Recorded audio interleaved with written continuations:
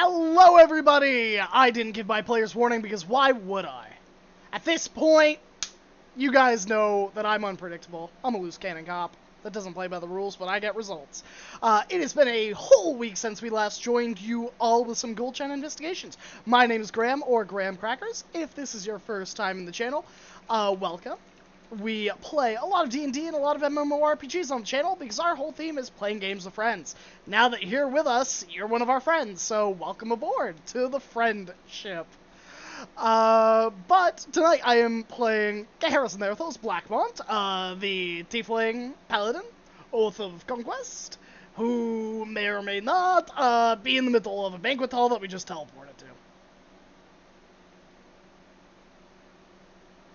And I'm Pharaoh, joining you, and I will be playing Utaka, the Water Genasi cleric rogue of a couple gods and mischief and problems and teenage hormones. And I'm passing it off to. Hey everyone, it's me, Kari. I play Israel, the half-elf Fey Pact warlock, and also on a table in a dining room that I didn't expect to be in that swiftly. So we'll see where that goes. Hi, everybody. I'm Derek Sword. I'm playing Griaz Bramblepilt, the Bugbear Hugbear Rogue Druid. Also, just like everybody else, on a table. Weirdly enough, probably not the first time, but yeah, we'll leave that story for another day. In the meantime, I will pass it off to the one and only, the ineffable, the lovely Jeremy.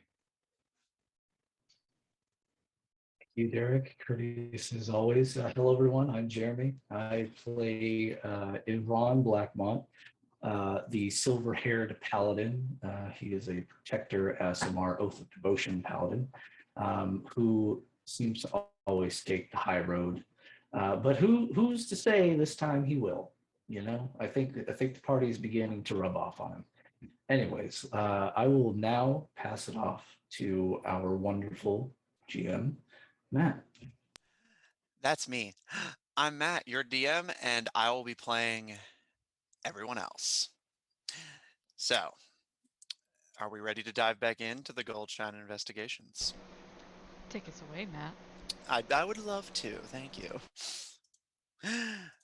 When we last left off, the party continued their destabilization, for lack of a better term, of the village of Ground, investigating Duke Adam Fishborn, the royal bloodline that has been started, continued, and possibly ended by deals with devils and demons. As the party investigated further, suspicion began to turn onto the Goldshine Supernatural Investigation Agency, whose payroll the party have been on for the previous few months. However, after interviewing with the research team and the kindly scholarly wizard who has been helping you guys out with more spell slots than a wizard reasonably should possess, you discovered that, at least for the time being, the suspicion may have been misplaced, and but investigations into potential suspicions are ongoing. And with a request for the mage to teleport you back to the Fishborn Castle, you were warped onto a dining table being prepped for dinner. Thankfully, before the food was laid out, and are surrounded by the bemused and aggravated castle staff. And that is where we will pick up. Duke Fishborn, for his part, seems more bemused than anything else. Seems to find it amusing, if nothing else. But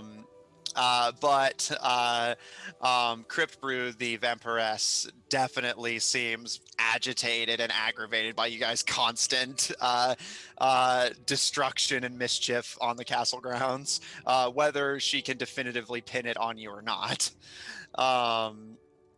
Definitely getting increasingly disheveled and paranoid. That being said, Adam kind of raises an eyebrow and turns his gaze to you, Ivron, and is there something I can help you with? Forgive us, your grace. Come on, everybody, get down. This is unbecoming of us. Ain't like we fucking nuts. teleported us up there. Fuck. Get down. Fuck. Yes, it seems there was some misunderstanding in the direction we wanted to go, your lordship. But we are here. Something you needed? Well, you're a tad early for dinner, but you're welcome to stay if you wish. You can see some of the castle staff kind of grimace a little bit, but not willing to question him on the matter. Adam turns his gaze to the rest of you and has Lord Blackmont informed you all of the situation here at the castle? Yes, I actually wanted to follow up with that. They said you found some strange insects. Indeed. While dinner is being prepared, the twins would be more than happy, I think, to show you what they found. Perhaps your expertise on this matter may lead us to an answer. Your captain seems concerned that this may be potential further Children of Red Sight incursion. We'll need to ensure that is the case. I do not want those people in my town if I am indeed to do as you suggested. I'll check in with them.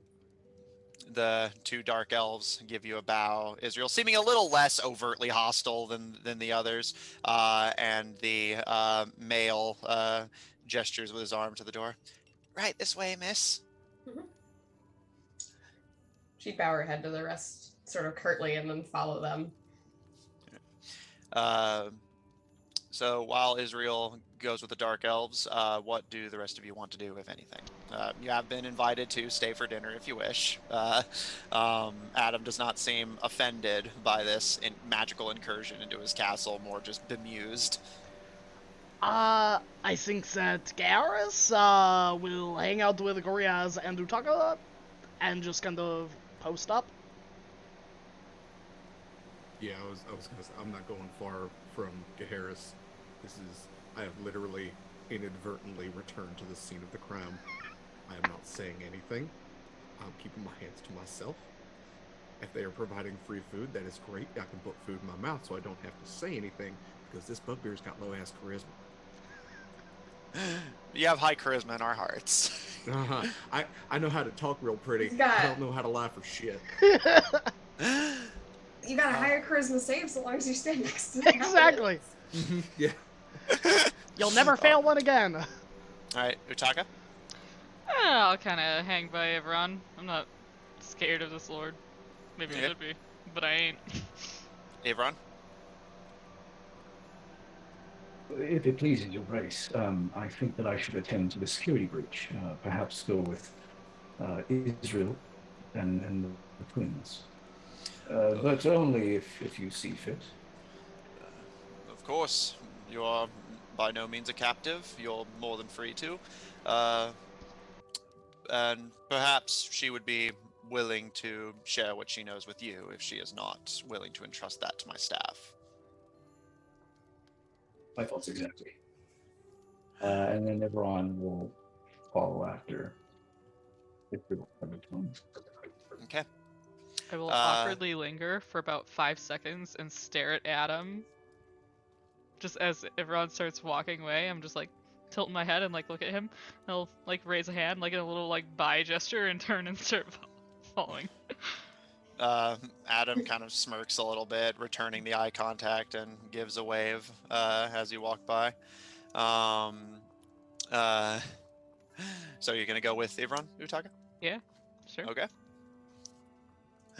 All right. Gaharis and Griaz remaining with the rest of the staff. We will come back to you. Israel, Ivron, and Utaka. The two of you follow Actually, the twins. are we the only two left with Adam Fishburne at the moment? Yes, because Israel, Utaka, and Ivron all The went. only ones left of the party, not Yeah, of of the party anyway. Okay. Yeah. Because I think I can make the Griaz heresy real quick. Griaz, do you think that perhaps we should get going? Yes, please. I will just head out. No need to show me where the door is. I remember from when we saved your castle.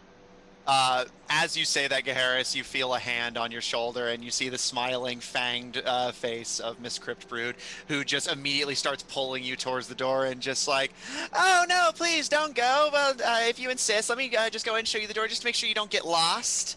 It's just right this way. Come on, but don't be a stranger. You're always free. And like basically continues swapping between niceties and thinly veiled suspicion and hostility as she Do I practically recognize she's a vampire?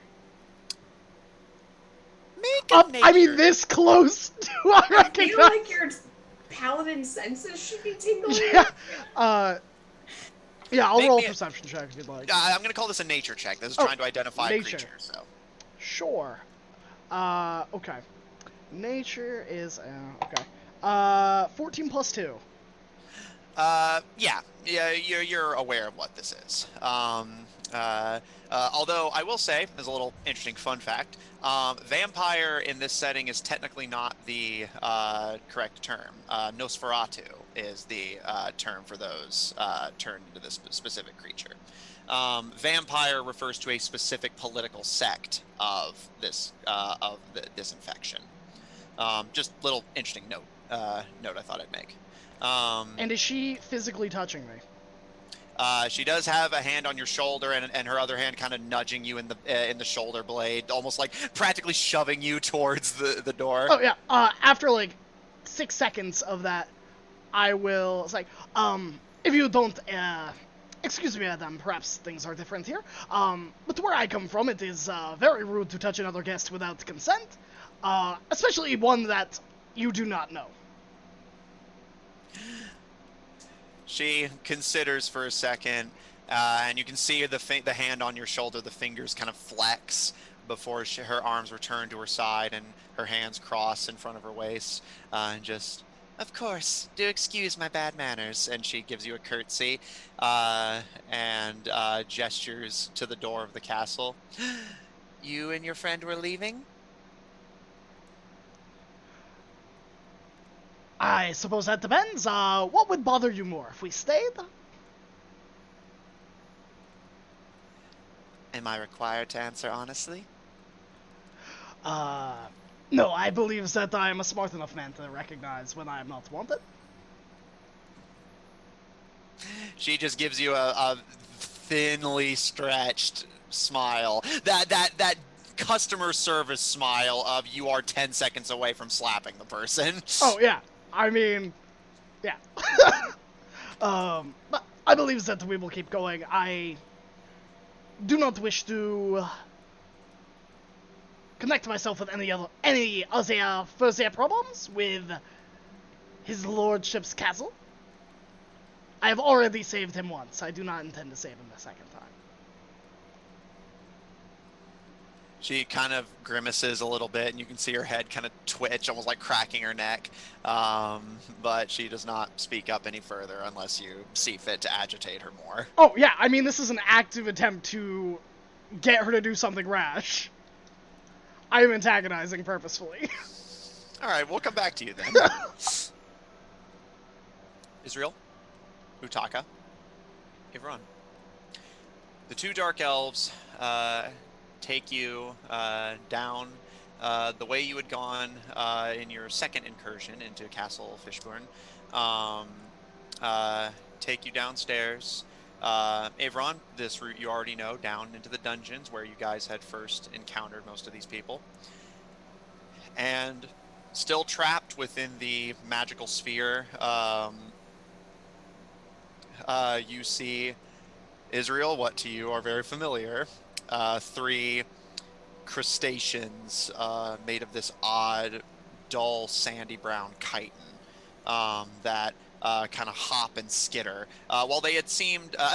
Israel, correct me if I'm wrong, had you dismissed them? Okay, yes, almost forgot. In that case, because I was like, I feel like I'm forgetting something, so I'm sorry about that. Almost completely slipped my mind.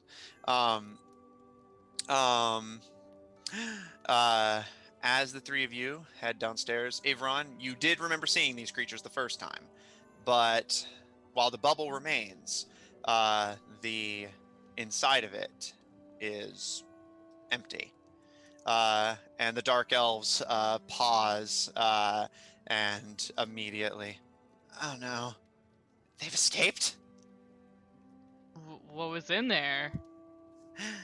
Yeah. These weird insects. They had some kind of time magic on them. Okay, as the like resident bug expert, I'm gonna need you to like really describe them to me. Yeah, in which the two of them will do. The sister describing them to you while the brother searches the premises, casting spells and trying to find any trace of where the creatures had gone. Israel will also sort of help. Yeah, help TM. this man. So she's going to go up to like the ward and like look at the ward, any lingering like arcane energies, any cracks in the wall. She will also make these passes. Yeah. All right. Do you guys have like any ability to do like little illusions and show them, or like draw them? Like, can you do anything? The sister gives a nod and, oh, yes, of course. And she waves a hand, and you see an illusory version of Israel's familiars, which you do not know that to be what they are, I don't believe. You have never seen a creature like this before. It does definitely look like an insect, but you're not familiar with what this is. I know exactly what that is. You do?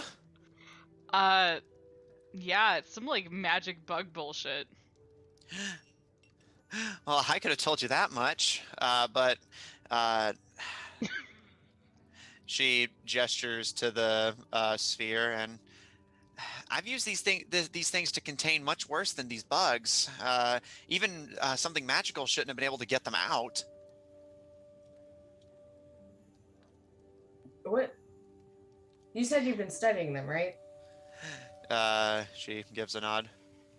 Well, what were your findings before they left? She just looks at the empty bubble. Yeah, so is that like resistant to teleportation, or like? She gives a nod. It should be. As far as I know, the only protection it doesn't provide is disappearing to other planes of existence. So like teleportation. So it's not actually really like, you know, as worded as you were saying it was. She kind of tilts her head at you, kind of irritated, and I'm the castle's animal specialist. Things that can transport to other planes are outside of my area of expertise. I'm doing my best. All right, but you didn't like know what these animals were. That'd be because potentially they're not animals. Since they're not. As the here. resident bug expert, I can safely say those are fucking bugs.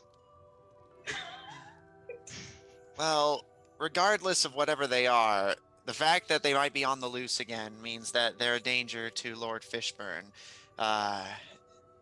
Do either of you have any ideas of how to keep him safe from these things? Well, you haven't gone over more of what they are. I heard they were bugs. Right, sorry. Bug things, and I've seen what they look like, and you mentioned something about time magic? Indeed. We ran the usual detections that Lord Fishburne asks us to run. There's definite signs of chronomancy. I estimate this to be some kind of conjuration of the fair folk, but I don't know why they would be involved or which court they would have come from. So at the mention of fair folk, her eyes widen and she goes into a thoughtful position. So Have you that's some, known? like fey bullshit? Yeah, although I wouldn't use that word. What, like fey or bullshit?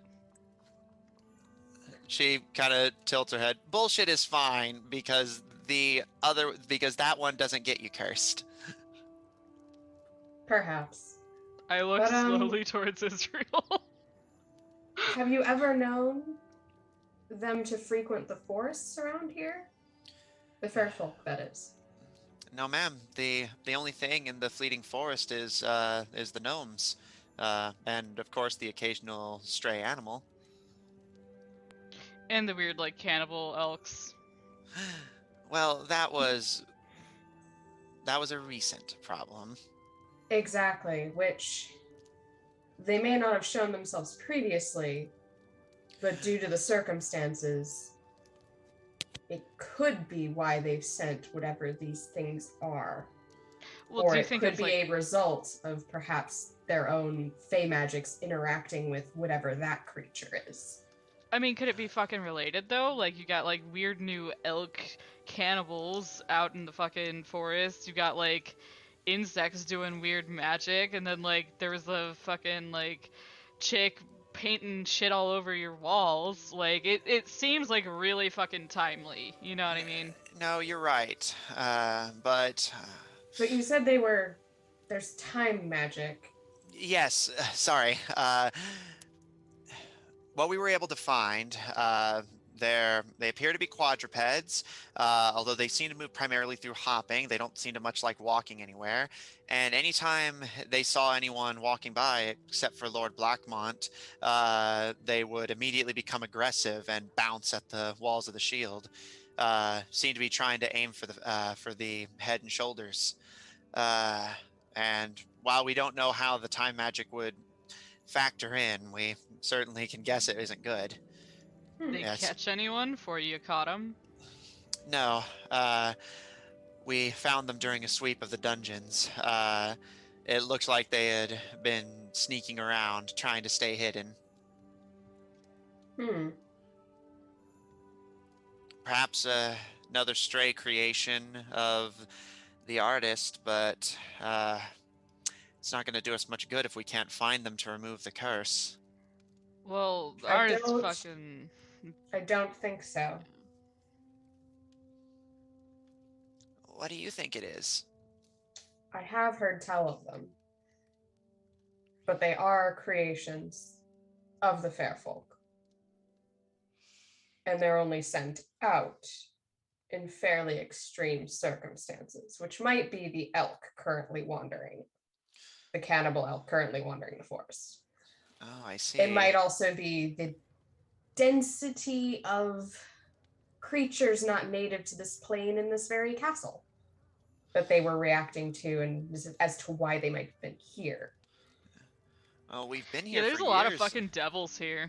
Well, we've been here for years and never had any problems like this, but your theory about the elk does hold some water. If that stirred them up, and then they also found you, they could have come here, and I then see. perhaps being trapped, figured that this was more than what they wanted to deal with, and left. I'm not sure about that, but Well, that's a potential.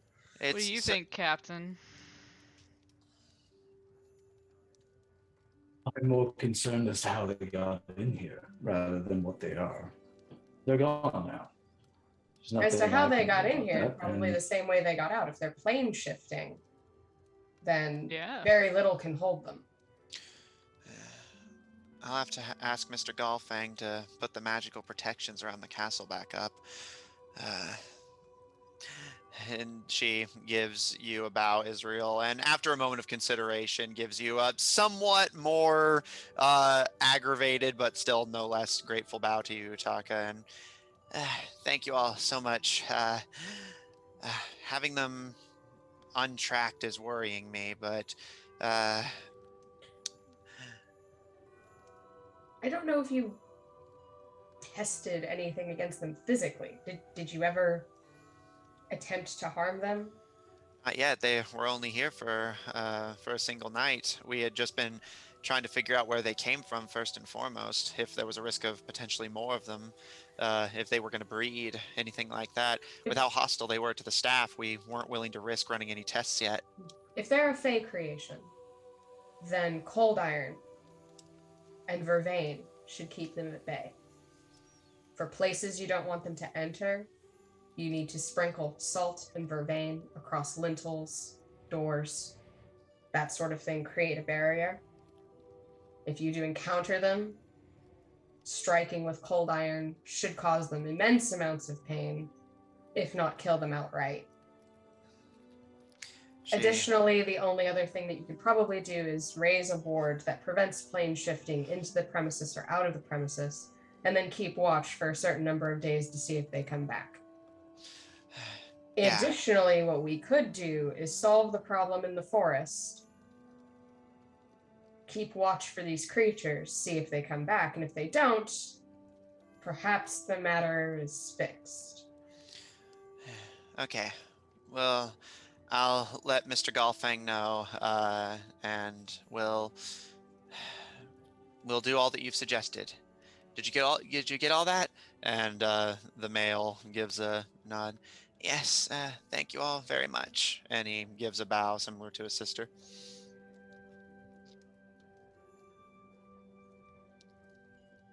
Wait, cool. Like Israel gets up from her couch, like dusts her hands, and looks to everyone of, well, that's all I can do. Well, you did outstanding. I knew you would. This is, of course, your expertise. Not to mention you, Taka. If this was an insect, I knew you'd be able to help figure it out as well. Yeah. Bravo to the both of you. Definitely a fucking insect. Weren't you planning to go with Gaharis? And was it with you, Taka? You three were going to go into the forest. I mean, that was the fucking plan, yeah. Okay. Good then. But, you know, I don't know, then I broke a stick. I had to break another stick.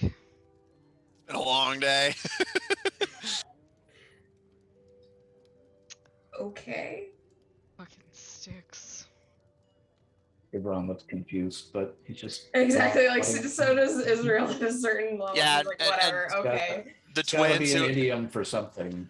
yeah, and the twins had just been kind of going back and forth with each other, like setting up like discussing Israel's suggestions for defending the castle, but also kind of glanced to Taka a bit confused.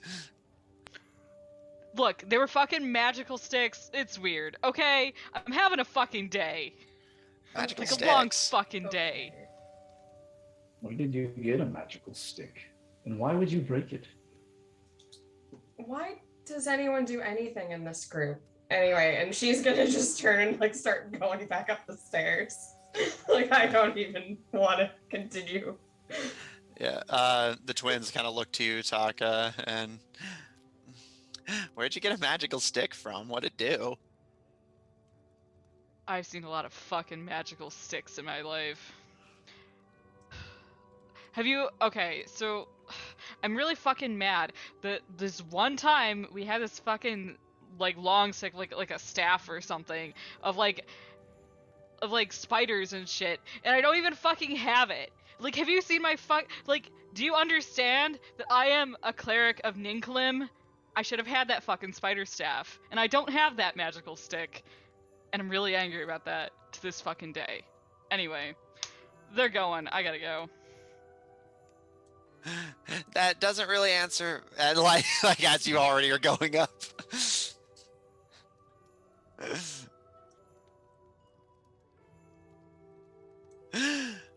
All right.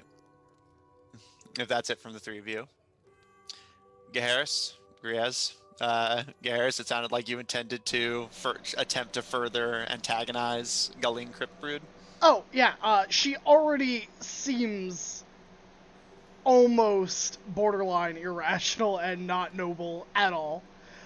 So I think that Gaharis is pushing the envelope to say things that are not aggressive from his stance, but with the goal that it confirms what everyone in town has already suspected is, like, these are monsters. Should not be in a noble town. Is, oh yeah, the vampire lady attacks me. Unprovoked.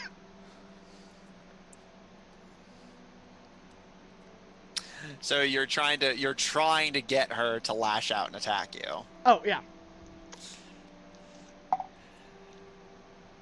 Make me a persuasion check. What's the DC? Because I may have already beaten it by not rolling. No, I want you to roll. Okay, alright, you know what? I'm gonna use a chat inspiration. How does a 27 tickle your fancy?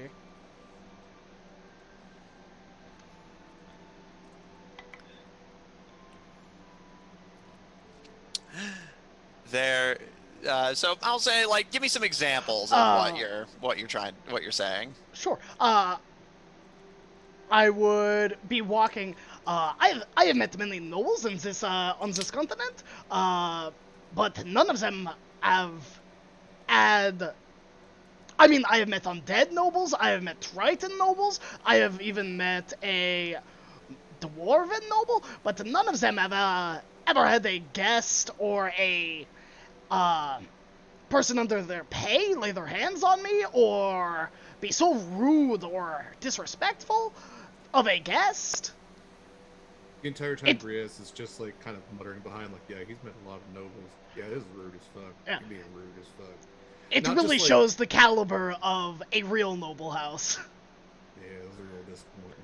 I beg your pardon. What are you insinuating exactly? Uh-oh. I am simply insinuating that there are original noble houses and then branch noble houses. Branch noble houses are ones that were established under subservience of other nobles. Yeah, Nouveau Riche, sons of bitches. Living in your new egg. And you mean to imply That you are a minor house, yes. Oh, snap.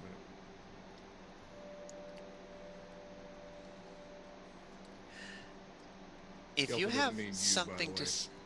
if you have something to say about Lord Fishburne, you may say it plainly. I Lord believe I have Blackmont. already said everything I have to say about Mr. Fishburne. And a quite public spectacle, I must add. He said it plain but fancy.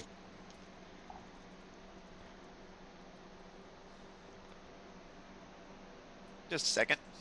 No worries.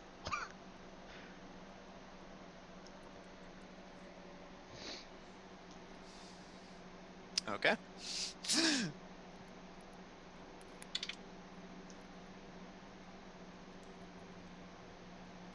On my rolls tonight.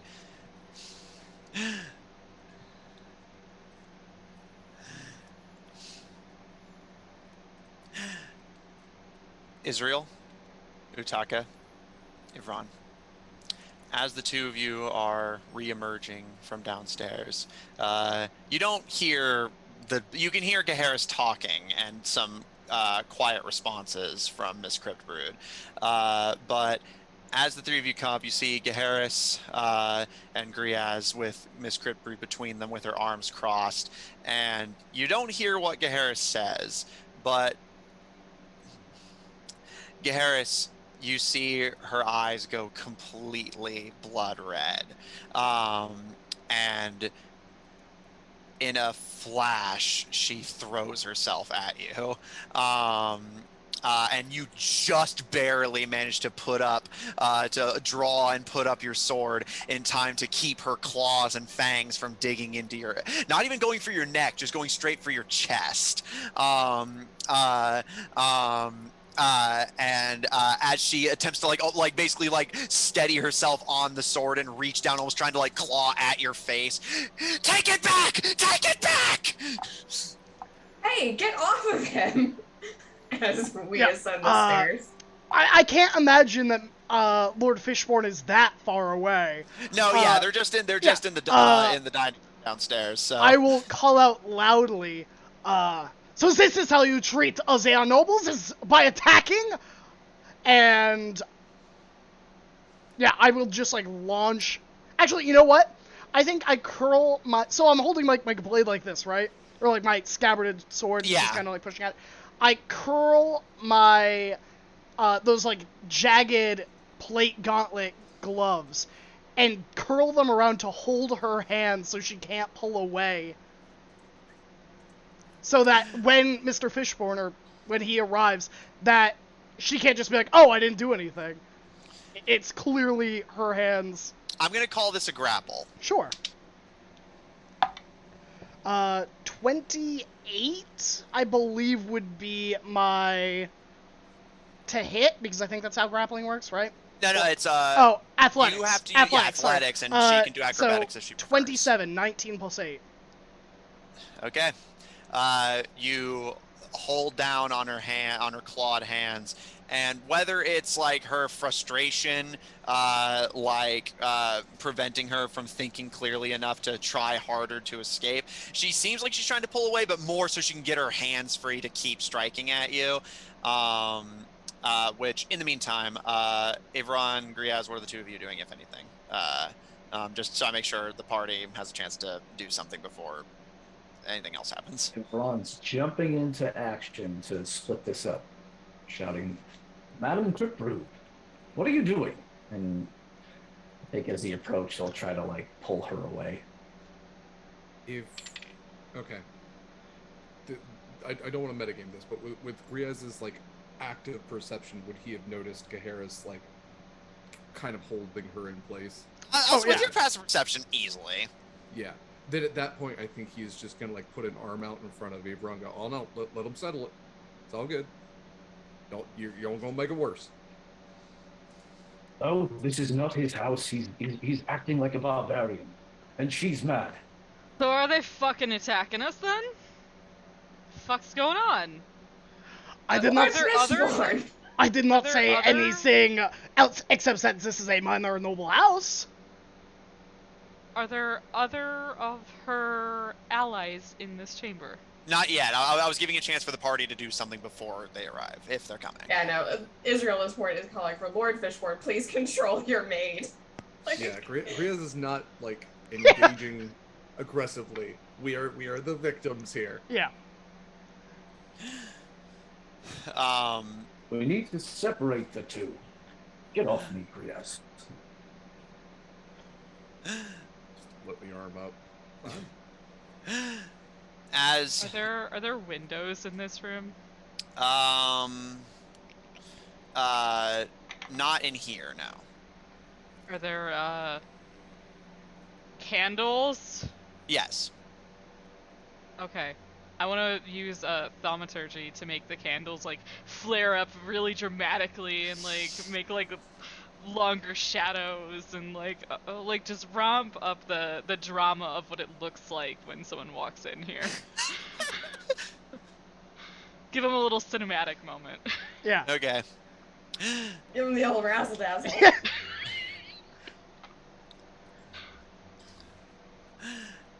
Israel, as you call for Lord Fishborn to control his servant, and Gaheris, you call more to instigate the situation further. And Griaz, while you do not stop Avron entirely, you do seem like you delayed him enough, as all of you hear a booming voice echo across the entrance hall. Galeen Cryptbrood, stand down! And the vampiress almost like immediately seems like her head clears. Gaheris, you can see the white return to her eyes, and she glares at you before vanishing into mist. And you see this red fog slide across the floor towards him before re-emerging in her form at a bow you can see the gathered lord and his servants behind him. I am unaware of any things that I said that was out of context. All I simply said was that I've encountered many noble houses, and none of them have ever had a maid or servant lay their hands on me, and that this was a minor house in the grand scheme of things. You guys can't, Israel, I'll say standing closest to the exit, you can see her scowl deepen, and as she looks up at Adam, she raises her head, and he is implying this is anything less than a great noble house, my lord. And you can see the other servants kind of also get a little like fidgety, but Ashtar lays a hand on her shoulder, and Kari, you're muted if you wanted. No, like Israel's just there, like muttering to herself, but she's more looking at Gaheris. Is Gaheris actually fine? Yeah, which Just from the having- looks of it, he Oh, looks yeah. fine. Good, Just, good. But I would say it what would look like this is a active like No, yeah, you threat weren't that there, Harris so- just happened to be skilled enough to stop. yeah. Exactly. Like she saw that was like, whoa, you had an entire vampire come at you. Yeah. You okay, bro? Ashtar lays a hand on her shoulder, and be that as it may, the disrespect of our guests is no reason for you to forget your own decorum, Lady Cryptbrood. She kind of scowls and lowers her head again, and Adam looks down to her and explain yourself, Galen.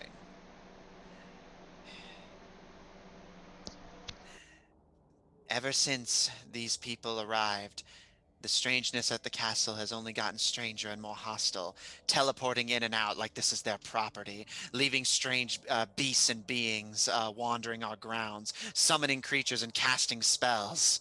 We fucking saved your fucking lives. And what spells have been cast other than ones that you have asked us to cast? I came to help you. I might just be a simple swamp bugbear, but the way that I see it is, Lord, your servant here lashed out violently, potentially even lethally, towards somebody who was speaking facts. Now, granted, facts that weren't exactly the most flattering, but facts nonetheless. Is that what you do to your people? Is you just take care of anybody by sending out any number of your... And I say this as a monster myself. Any number of your monsters to deal with anybody who dissents? Ivron, you can see Adam's eye starting to twitch, and the hand that has his rings, the fingers begin to clench and whiten. And he looks to you, almost like a quiet, like, control them or something's gonna happen. You can tell he's on the verge of snapping and lashing out. I think Iran would just give him the look, standing next to Harris also, and state, you bear the quality of your house. If this is how your subjects treat their guests, this is on you.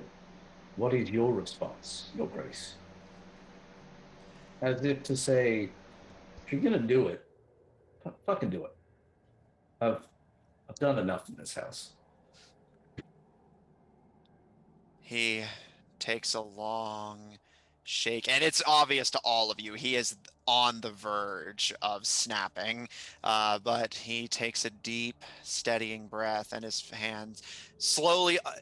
it's no longer balled into a fist, but you can see his fingers still flexing and whitening, and he looks to you, Geharis. And your explanation? My explanation to what? That a Nosferatu attacked me in the middle of your hall, under your roof. Enough!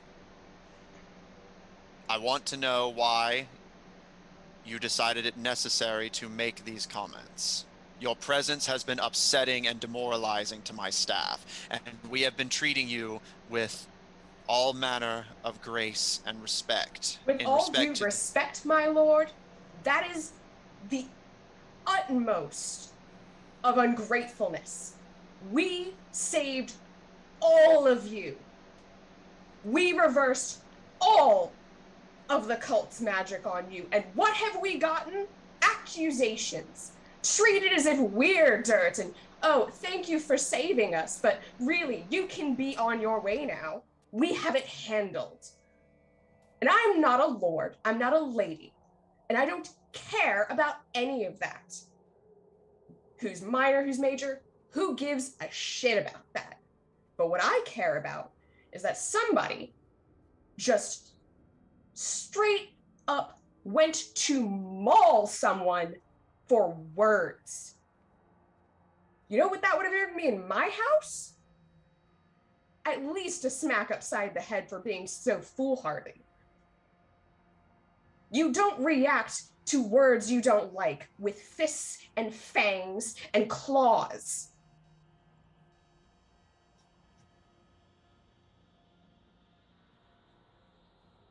And at this point, if you don't want us here, just say so and we will go. I'm tired of making efforts for people who don't care.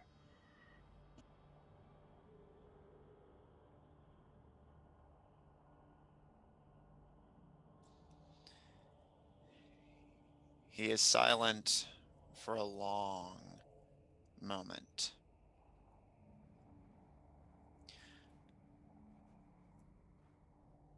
And you can almost see the internals of like his anger and rage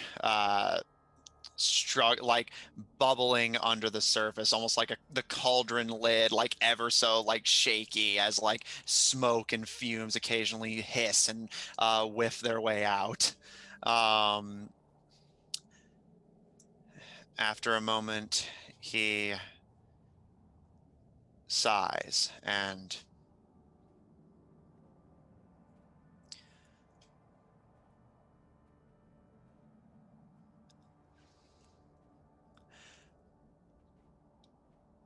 while I do not condone Lady Cryptbrood's behavior, the point stands that regardless of our gratitude, insulting the nobility of those of this village was unbecoming. And while her reaction was indeed unwarranted, and rest assured she will be punished,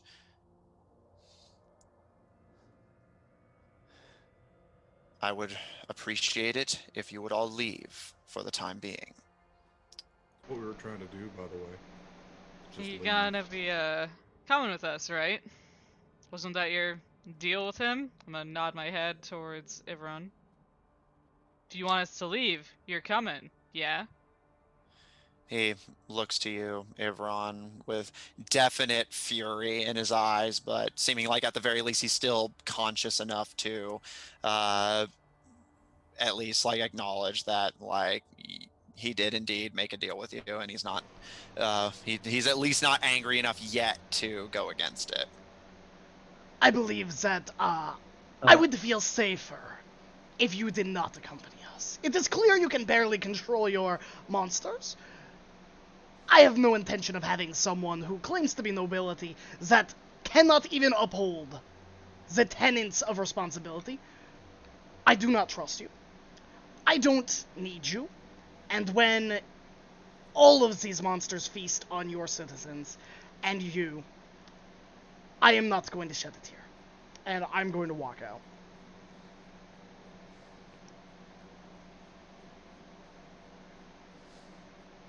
For Ron's part, I think he smiles and gives Lord Fishburne a bow and says, "You have done well, Your Grace.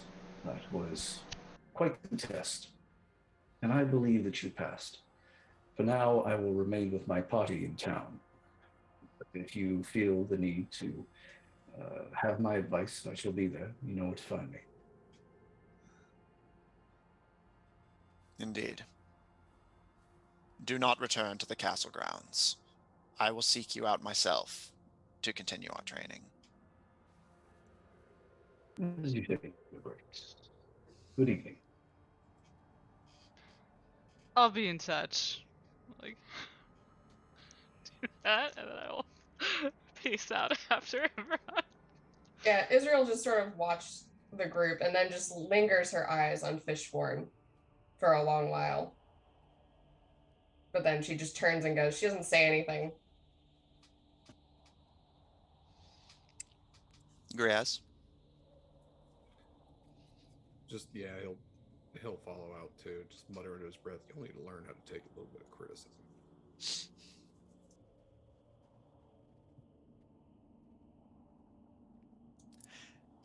As you guys start to walk out, Griaz, the moment the door shuts behind you, you kind of notice like some odd flakes surrounding the door hinge. And as you kind of step back, the rest of you can turn and see this as well. The entire bottom floor of the castle is beginning to rot and age, almost as if time is rapidly catching up to it, as if it's like aging nearly into dust before your very eyes. Um, uh, um, and you can feel a slight rumble in the ground. And before the shaking eventually stops, and while the castle does not return to its original state, it does not revert any further. Just this like greenish brown tinge, as if the castle that specific part of the castle where Lord Fishburne was in his rage suddenly aged 1,000 years.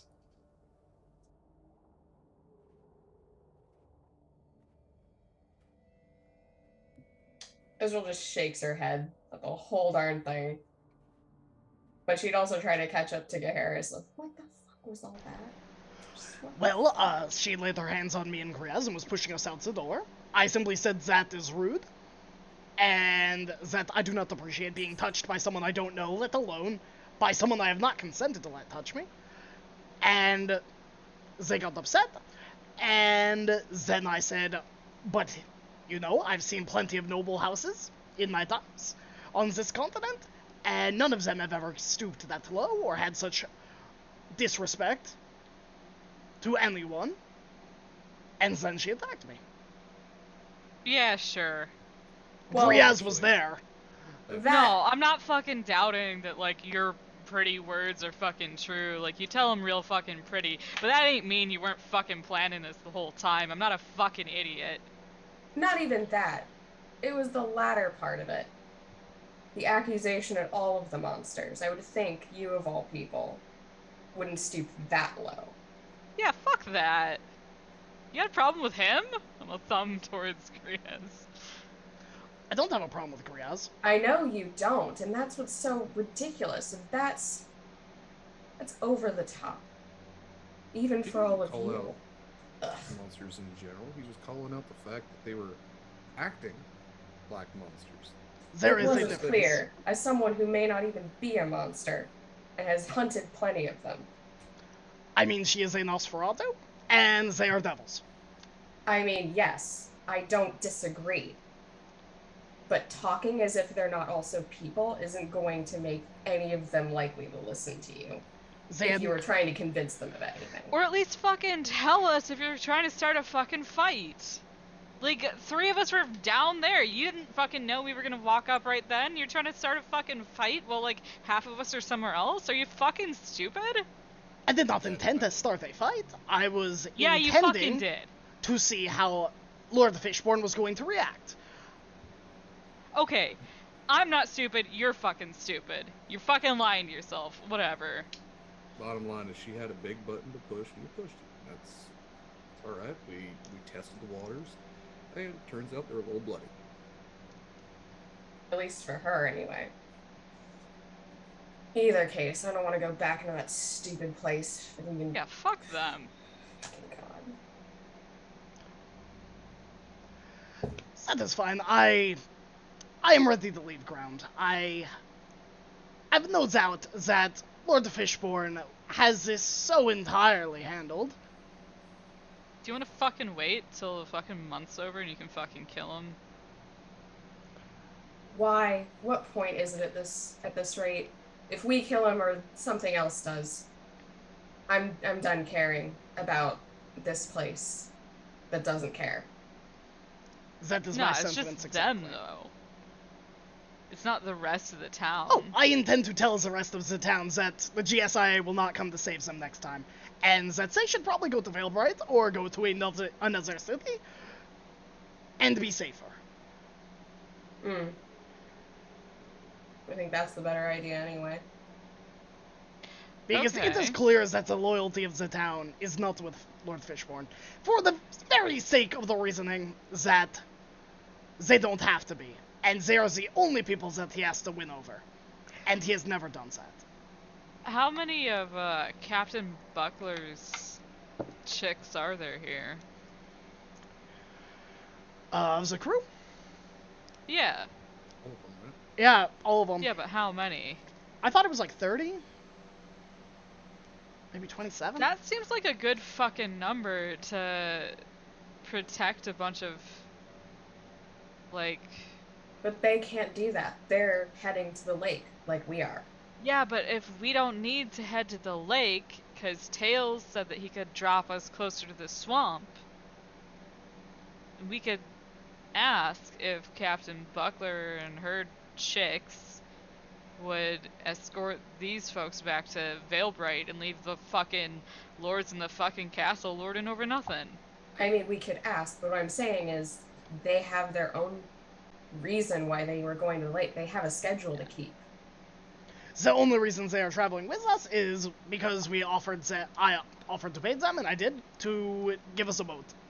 Ride over there. Alright. Well, what do y'all want to fucking do now? I'm going to get the drink. Yeah. Great idea. Second good idea. I think we should just head to the swamp. Skip the boat? Yeah, skip it. If we must. At this point, we've got enough to worry about. And I'd rather see our promise to Griaz, someone who does care and has been here and will appreciate our assistance, as opposed to any number of these other chores that we have to get unknown. I agree. How about we wait 2 days? Y'all want me to one day call to finish our fucking- shopping. You want me to call Kenny Caldwell? Oh, Kenley was very nice. Let's talk about that over drinks. Alright. We're gonna drunk call Kenny Caldwell. Yeah, drunk sending. Hey, Before we start drinking, Griaz, I just want to mention, you're fucking awesome. You're a good friend. I just want to say that. Alright? I'm saying that. I'm saying it. Okay. Thanks, buddy. Usually you have to get at least 10 more drinks in them before you start saying that. Shut Just up! Griaz is back. You're a better friend than her. God. I must say, it's good to have Avron back with the group. Yeah, we missed you, Anchor Everyone looks disappointed. That dejected look of like, oh, we fucked up. I feel so awful right now. But Israel would I drop stuck back to up with my walk with brother. Evron. At some point, you can't help people.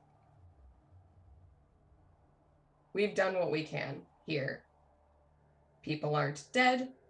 People aren't changed, except for one people. We should probably take care of that. But at that point, it's for the villagers of ground and the Lord himself to deal with. You did a great job. Yes. I suppose you're right. You are wise. But I can't in good conscience, knowing what I know now, allow the people of ground to be subject to what lies within that manner. That's what I I'm fucking saying. believe we should ask the Hell Knights for assistance as a contingency plan. My Perhaps. fear is if the devils ever get out of hand, they'll need to be banished. Before they attacked ground, at least. And then he'll just look down, kicking rocks and stuff, hands in his pockets. Poor lad. Oh, man. You call Lord I Joran did too. my best. I mean, I'm sure Are you that sure? Tails could probably teleport some of the people. Like that many? That's a lot of Just people. I love how Tails has just Oh, become a just taxi mad. service. To be fair, Tails also mass dispelled people, so it's within the realm. Just OOC, Matt. Was Jornel still a part of the Hell Knights, or was he retired and like Uh, outside of the order now? he is still yeah, here I'll double check, but yes, I believe he is still part of it. He's just basically helping with the GSI because he's too old to take on an active combat role any further. He has since taken over your father's position in terms of leadership over the Hell Knights, although the Barodel's land still goes to you and your brother. But he has since taken over your father's title and just because he's too old to actively fight, works with the GSIA since the Hell Knights and them have been working together for decades to, diplomatic stuff, that sort of thing. Thank you. Well, whatever we decide, so long as we uphold our vow to our friend here, point. Yes. I'm sorry this has been so delayed, Riaz. Honestly, I don't think that there's anything that we've done that didn't need to be done. Up until maybe right now. But at the same time, what's going on here is it's a mess. It's gonna be somebody's mess to clean up. If it ain't us, it's gonna be somebody else. And what was that, the whole minor house thing? How can you call yourself a great house when you haven't existed for more than a single generation anyway? That is entirely my entire plan. It's quite discourteous of you, Garrus. Even you know not to insult one's house, especially in, literally their house. Shame on you, brother. Why is that even such a great insult? It wasn't? You nobles are weird. It's a pride honestly, thing. don't you nobles all talk Would you behind like each other's someone backs anyway? insulting your father? Insulting my father isn't the same as insulting my house. A house is a legacy. It is a historical achievement of a great family passed over generations of achievements. I can understand taking it as an assault to one's family. And that is low. She looks at Garrus and that's low. It's not cool. Garrus is like, his dad was literally a cultist! Yeah, and she's like, I'm not gonna, shake that, but the fact is that insulting somebody's family is kind of low, dude. Admittedly. So if it's an insult to family, sure, I guess. But even then, you don't sit there and try and gut somebody over it. Maybe punch them. You probably deserve to be punched. But, I mean, to be fair, I didn't think she was going for a punch, or I went and blocked with my sword. Precisely. Secondly, I intended to apologize. But you didn't. That was before I was attacked and attempted to be murdered. I won't apologize when their transgressions are significantly worse.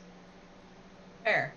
If someone stabs me in a bar fight, but I drank their beer, who did the worst crime? You wanna fucking try? How good was the beer? Perhaps it was some of that counter spell? Start playing with my butterfly knife. Just Don't stab anyone. I'm not gonna fucking stab him. Is that what you're asking? I mean, he acted like he wanted to get stabbed.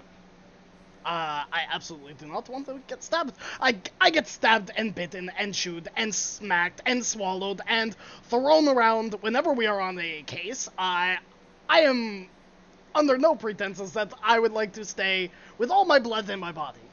I had never done any of that to you. You electrocuted me.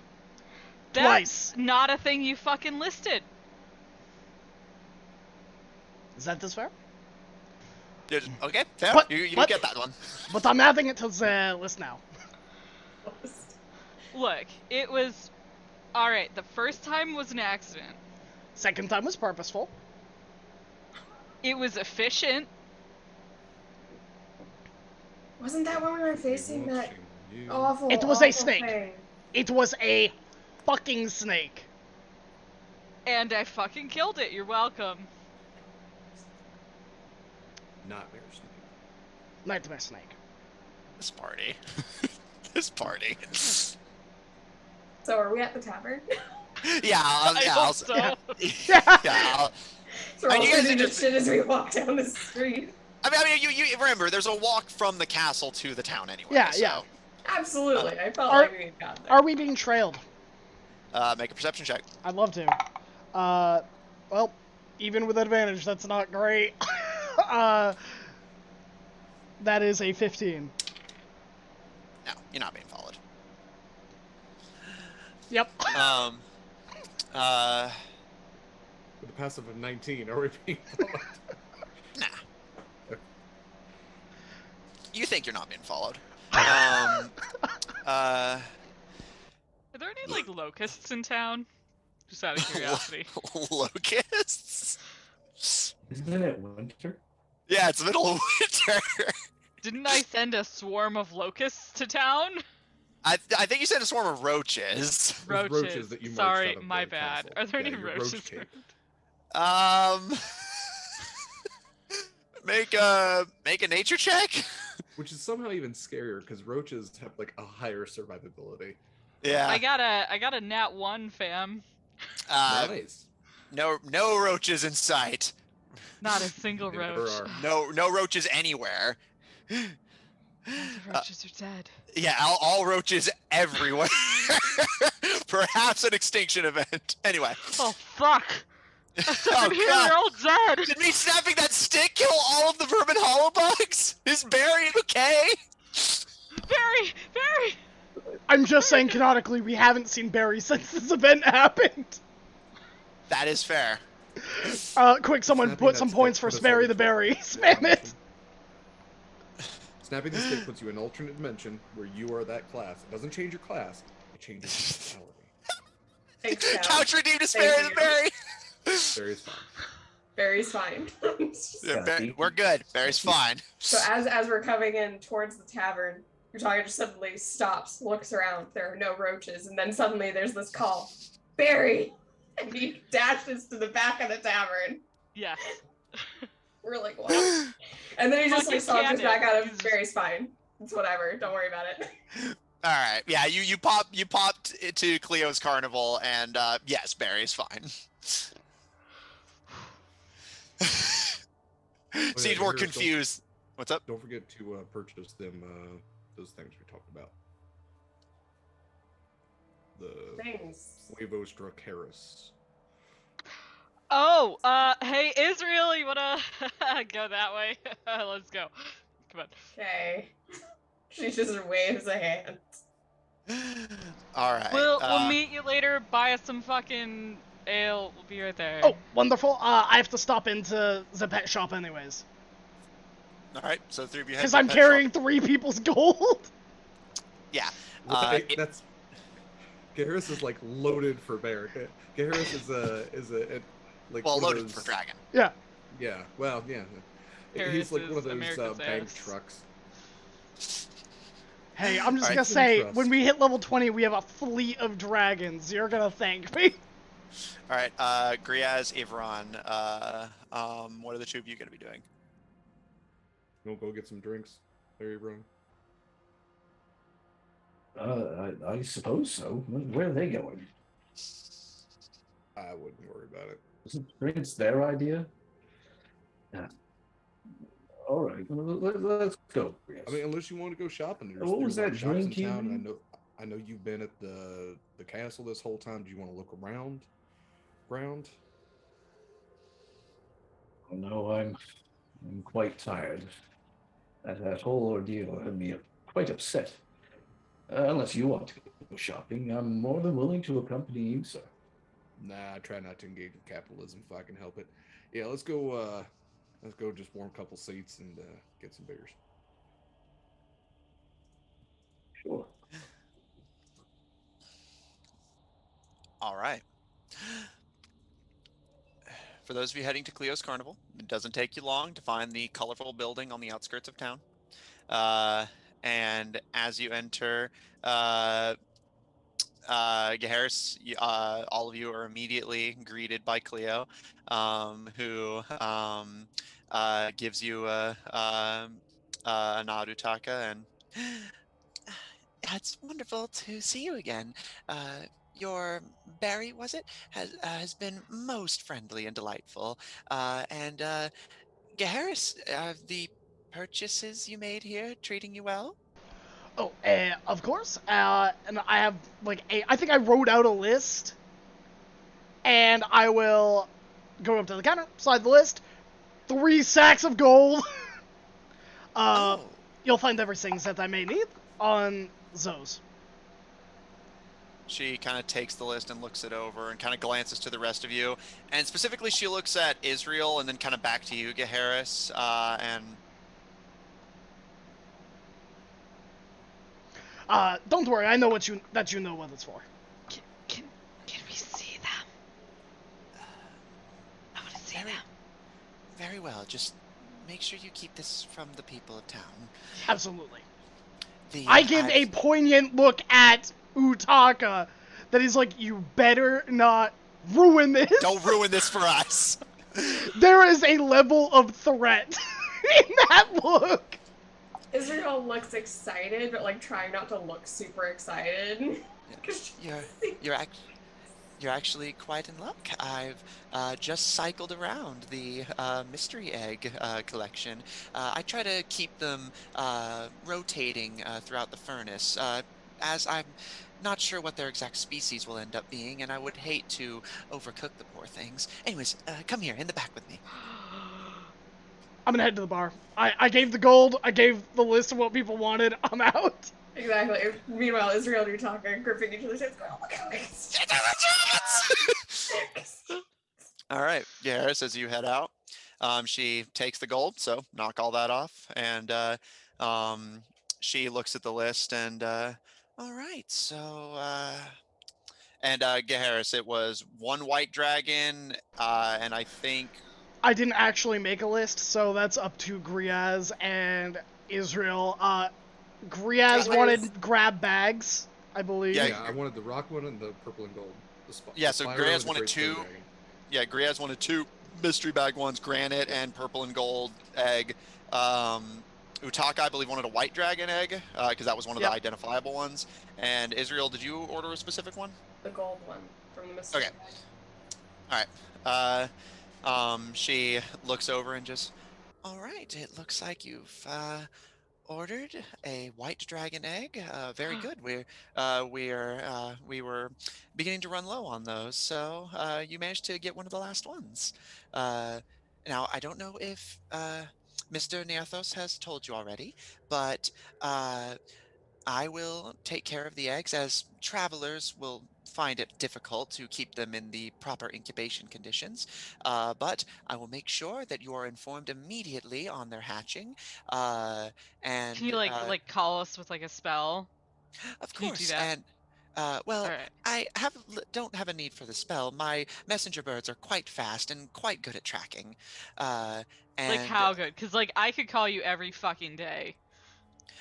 You may do that if you wish. It would be nice to have someone to talk to. But rest assured, you will be informed the moment their little egg starts to shake, so that you can make your way back here, because it's important for them to imprint on you. Otherwise, you may find them quite liable to eat you once they get much larger. Okay.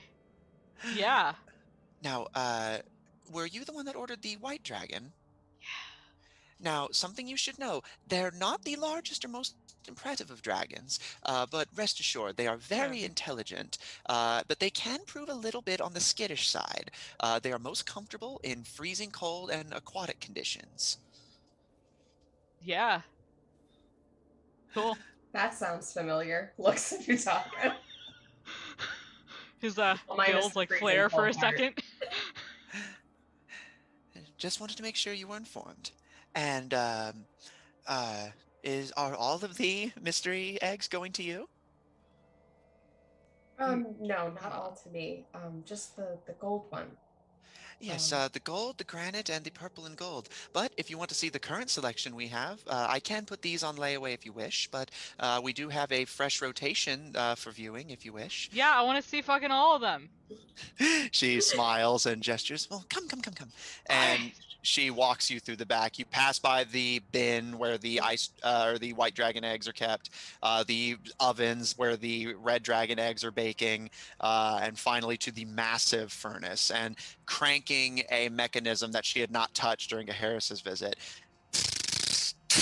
this the inside kind of rotates and spins, seeming like it would be meant to distribute coal towards the back of the furnace, or perhaps if you were to put something in the back to get it towards the front. But a new batch of eggs slide into view that Gaharis did not see on his visit. Understand, I can't show these to everyone. What I do here would have people concerned enough. I need to make sure that if someone were to make a very incredibly detailed hit list of all of these innocent dragons, I can at least make sure some of them get away properly. That being said, and she gestures, and the two of you can see this new mystery bag selection of dragons. You see one that looks has the same golden look as the one you're ordering, Israel, but it's a slightly dull, wrinkly texture instead of the bright gold of the one you ordered. So this kind of dull, wrinkly gold egg. A pure white one that honestly, if it wasn't for how big it was, you would just assume it was a regular like fowl egg. One egg that has this like awful like light greenish yellow color to it, and it kind of swirls a bit whenever it spins into place, almost like there's something inside just swirling around.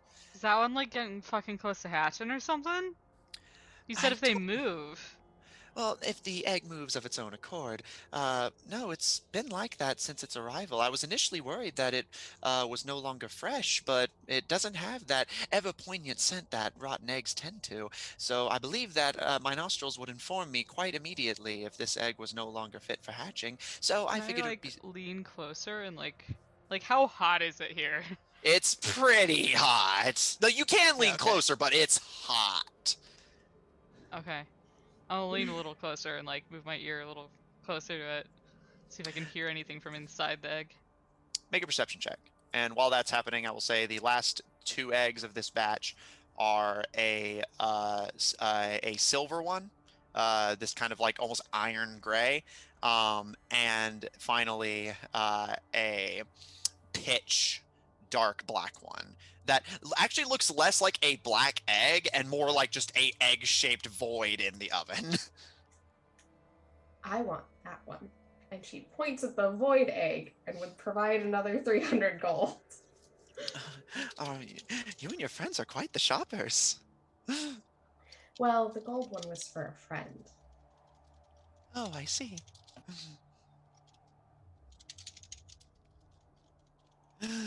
All right. And Dutaka, what'd you get for your perception? 16. All right. Listening, you can hear the crackling of the flames. You estimate this to easily be like 300 or more degrees, easily.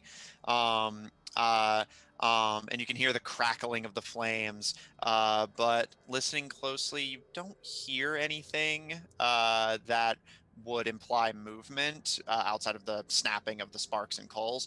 But you also notice there is no smell of what it would smell like if the egg was actually rotten. Although the whole oven does have an odd smell to it of all these different clusters mixed together. Could I make like what would it be to make some sort of like estimation on whether I think that the colors and the glow of this, does this make me think more like it's like poisonous or acidic? I will say this one makes you think more poisonous. You get the Okay. impression Griaz would like it a lot. It looks like just this swampy, acrid little egg. Okay. I'm gonna like lean in. You can be a really good boy. I'm gonna give it a thumbs up. I'll stand back up. All right. All right. And if you hand her the gold Israel, she smiles and nods. Yes, I suspected that one might be very popular with potential buyers. All right, so it's quite a few eggs. All right, if you are done browsing, I will confirm for you your purchases before. And she pulls the crank again. This time like kind of pushing it the opposite way, and the thing rotates. And you can Utaka, you have to kind of squint, but you both can see in the back several other clusters of eggs like that are basically being rotated around at the back of the oven. You get the impression she does this fairly regularly to keep them circulating. Um, but the batch that Gaheris had observed swings into view. And you see the purple and gold, granite, and gold eggs, along with the pink that I don't believe anybody has purchased. All right, so you'll be wanting this one. She points to the granite. This one, and she points to the gold. And this one, the purple and gold. Is that everything? I think so, right? Yeah. Right. All right. She smiles and pockets the gold. Um, Now, as I said, I have acquired these from abandoned nests over the course of my travels. I've been incubating some of these for quite some time, so I can't tell you exactly when they're going to be close to hatching, but I can promise you that nobody else will be offered the same eggs as you, hence the rotation. And even if they attempt to negotiate with me, I assure you, my lips are sealed, my prices are non-negotiable, no refunds.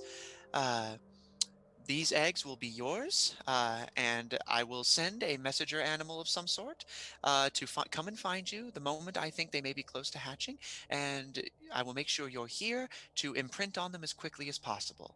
And I would also prefer, when you come to get them, that you get them out of my building as quickly as possible, as dragon eggs, whenever they fully hatch, tend to have rather explosive results. How long have you had the white ones? I got those from my travels up north. It's been 13 years now, I think. How old are you? It's so rude to ask a lady her Uh, age. oh, yeah, okay, sorry. She kind of looks side to side, and finally, Anyway, thank you. We'll leave you to it. Yeah, I'll call you like all the time. of course, I'd be Don't more do than that. happy to. I'd be more than happy to update your friend on the status of their egg. I will tell you if it continues to stay egg-shaped. I will tell you if it is still in the oven or if some unfortunate disaster has caused it to abscond off on its own. I will also make sure you're informed if it rolls out and, like a can of soup seeking a hungry mouth, rolls along the road seeking to find you on its own. You will be informed if any of these events or any others that I did not think to mention happen. Thanks. Let's go. Yeah. Goodbye. Thank you. Bye. We'll be back, Barry. Barry kind of wiggles their antennae and kind of clicks their mandibles at you. Atta girl. Somehow, Matt, your weird ass NPCs always consistently make our weird ass characters seem so normal. This is a woman who has been traveling for a noted but currently on screen unspecified amount of time. No human company besides her customers. And imagine having to work in nothing but customer service, traveling the world with nothing but your pets. That sounds delightful because you're traveling the world and you get your pets. But you have to do customer service though. Easy trade. Fair. Easy trade. Yeah. You All right. probably actually get to be ruder to customers because you're traveling the world. You're not, and you know that like you're not going to be in a particular part of the world for like just like, another I'm 10 never years. shopping here again. Cool. The shop's not going to be here again. You're Yeah, right. it's You're like, not. go then. I don't care. You were All right, correct let's in go that. fucking drink. All right. Harris, you arrive at the tavern a bit ahead of the other two, of course, and see Griaz and Ivran already prepping a night of dinner and drinkings. Of course, having saved the town, your things are still free. And unless the three of you have anything before they arrive, Israel and Utaka arrive at the tavern about a half hour later. What do they have on tap? Uh, That's right, uh, Matt. Pull up your sheet.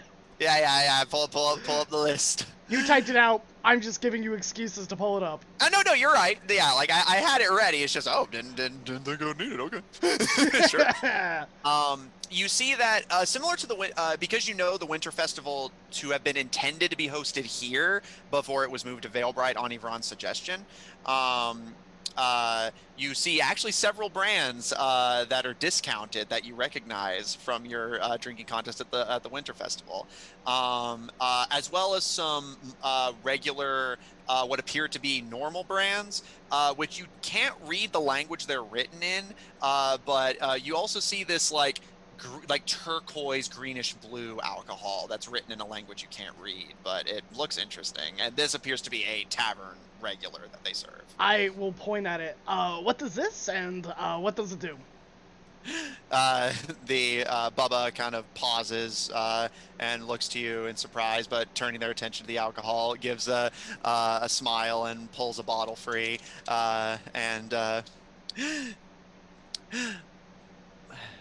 Sorry, the voice completely slipped my mind for a hot second there. Like, just brain went totally empty. Oh, well, and yeah, puts the thing in front of you. If it's of interest to you, we call this Niter Glistening Brew. But what does it do? Is my question. Is my primary question. It's rest assured, the rumors are exaggerated. It's completely harmless, and they pour a shot and kind of show it to you. Again, this like kind of turquoise liquid, and chug it back, and they kind of stare at you for a second before leaning slightly to the side. And I'll say, Israel and Utaka, you see this just as you're entering. Bubba kind of leans over your shoulder to Harrison. And as they breathe out, you see sparks fly out of their mouth. And as they hold their mouth open to you, Garrus, you can see like almost a fireworks display going off. But they aren't reacting to it at all, so it seems completely painless. Wonderful. So I'll take 1, 2, 3, 4, 5, 6 boring brown ales then. If you insist. I want the sparking one. All right. If you're all intent on drinking, we have several discounted things for when the Winter Festival was going to be hosted here. Sold a lot to Veilbright, but made sure to keep a few things for our more well-traveled customers. If there was any brands at the festival that you were particularly fond of.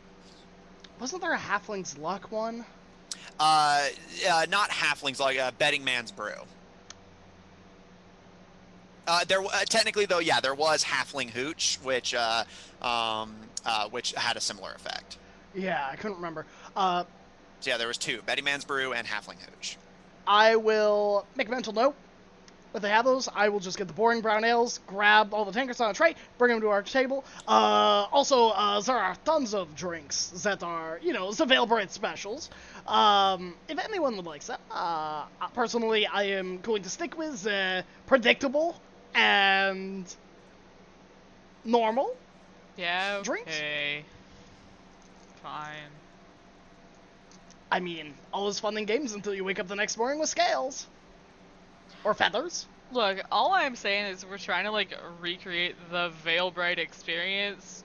We've got ale, and we've got a mimic.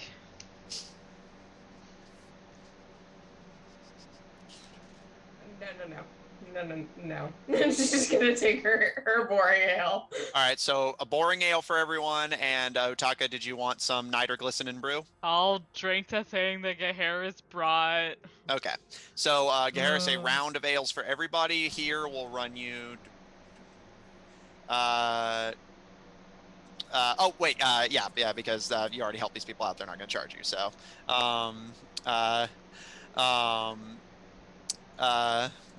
Bubba kind of hesitates for a second before kind of shaking their head, just like, sorry, mine's the first thing to go. So much going on these past few days. Rumors circulating the streets. I found myself distracted. Rumors of what? Please do tell. And as he's dishing out the drinks, you didn't hear it from me, but the rumor goes these days that uh, uh, the lord of the land is the son of a succubus. You don't say. We were actually just coming from their manor. It is Do crazy. you know Have you? how many fucking demons are up there? On top of that, I was attacked by a Nosferatu. He got nearly bit by a Nosferatu. Did you get him though? That's the fucking truth. She was all like in his face, like, you know, like we saw it. And then she like turned into like red mist, and like they like the Lord was like, "You gotta get out of my fucking castle." And Don't so you we ever had to come like back. leave. Like, what a fucking dick. He did some weird stuff to the outside of his castle too. Aged it like 1,000 years just with the snap of his fingers. Wow. We were actually discussing it. It is under my personal opinion that anyone who feels misrepresented or unsafe, reasonably so, after all that has occurred, should probably go to Valbright, which is where all of us come out of. That is much safer and better for business. And we intend to allow and funnel some of the costs to move people there. They kind of consider for a moment. Oh, leaving ground. I've honestly never thought about it. I mean, we don't. Then you live should here. now. So I mean, we our investment in the area is tenuous at best, but I mean, you live here. You feel safe with your lord being, what he is, keeping company with who he does. Bubba kind of thinks for a second, and after they don't sit down yet, but more like basically they it seems like more they don't want to overstay their welcome, be presumptuous, but they kind of think about it, and well, it surprised me at first, I'll admit, but me personally, working the business that I do, you meet a lot of unusual characters. I've served brigands, thieves, ogres, trolls, uh, everything from the lowliest goblin to some fairly intimidating folk who I suspect may have been of fiendish inclination. But they've all been serviceable customers outside of the occasional ogre temper tantrum. So personally, I don't see any reason to judge based on what you are. I appreciate that. This isn't about what they are. I'm saying more just how they act. I mean, this poor fella here, my friend was just talking about just saying something that maybe was a little bit rude. He almost got his neck torn out for it. So, Hmm. I mean, that's fine. If y'all want to try and just stick around, I'm just saying, just watch what you say out loud.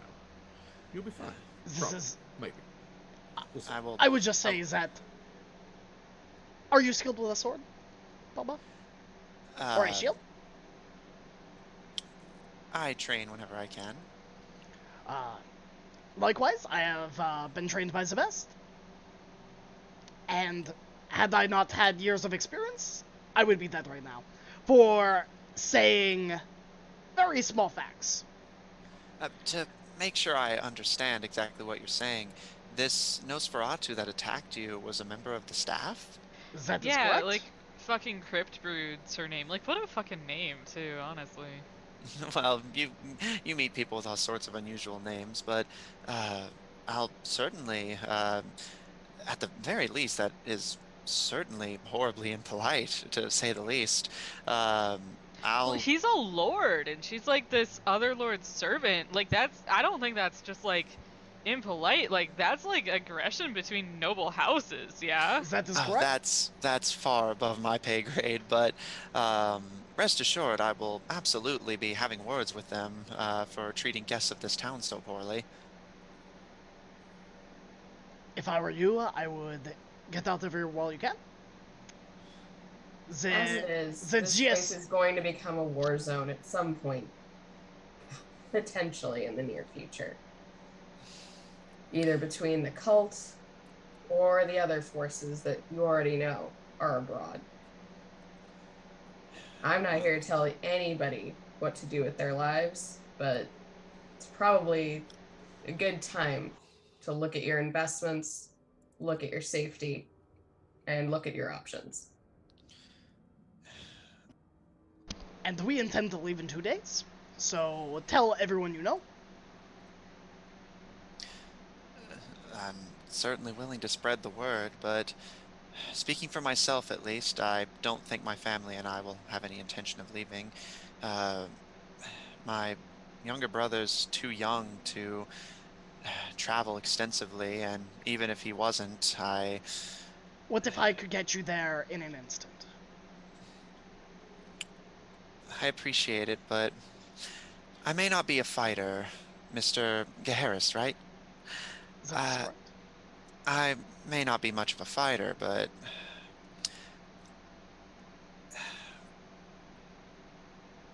we've put so much into this town, and I'd hate to abandon it just because of things getting a little uncomfortable. And I make it a point to serve everyone at the Bubble Creek Inn.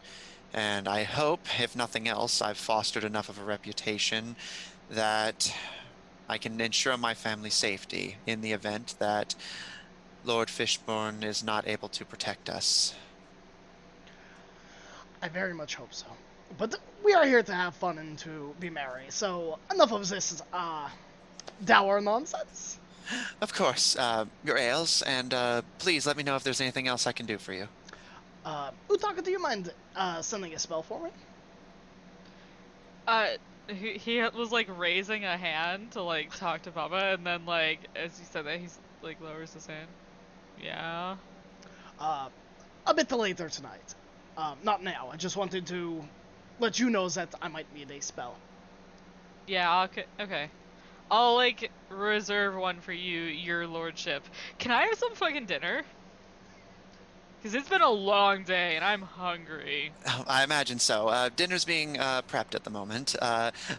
We'll be serving shortly. Feel free to enjoy yourself in the Alright. meanwhile. Thanks.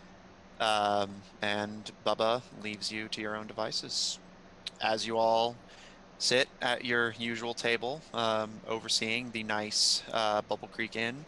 What would you all like to do as you await your dinner? Well, It lean figures over they wouldn't to want to Taka. leave. They've probably been here longer than the Lord has. Probably. However, what is a town? If not just a collection of individuals and memories and buildings. I'm gonna lean forward and be like, yeah, but this is why we should fucking deal with the people in the fucking castle. These guys aren't gonna fucking leave. People don't just fucking leave their houses. Or their streets. Or their gutters. They ain't gonna fucking leave. Even if shit gets tough, like you put your fucking heels down and you defend your turf. Well said. This is their home, Gaharis. They shouldn't leave it. They should stay and defend it if need be. They Those won't have to. people up there given the fucking orders or not given the fucking orders. Like, I don't fucking care about their fucking laws, but they're the ones you're gonna need to deal with, not the hundreds of people that call this home. They're not gonna move for you. They don't care about your fucking arguments about fucking nobility and armies, because that Even doesn't mean so, shit. what's more likely is that the castle is going to find itself in another situation like it was before, where the town don't know what's going on with it and they don't particularly care. Isn't the whole point of this entire town is that it's strategically placed between one thing and another? So Yeah. one way or another, these people are going to have to fight for themselves, for their home. And it's whether they're fighting against outside forces or whether they're fighting against the internal enemy. Exactly, but that's their choice to make. I'm not going to sit here and force anybody off of their turf. Well, unfortunately, they may need to make that decision a bit faster than. Oh, definitely. Like, I was ready to fucking help you up there. don't know I've why done. you're changing your plan now.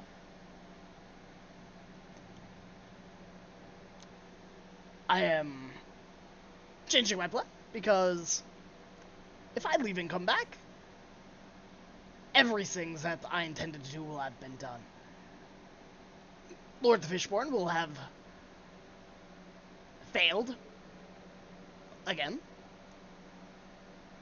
and then no one will get in my way. Alright, so we're gonna go deal with something else, and then we're gonna come back, and then you're gonna deal with him? Is that what you're saying? Or you're just not, like, have you just decided you don't fucking care? Because a week ago you fucking cared. Oh, I still care. I still care. It is just a matter of there are bigger chess pieces at play on the board, and I don't have the time to wait a month.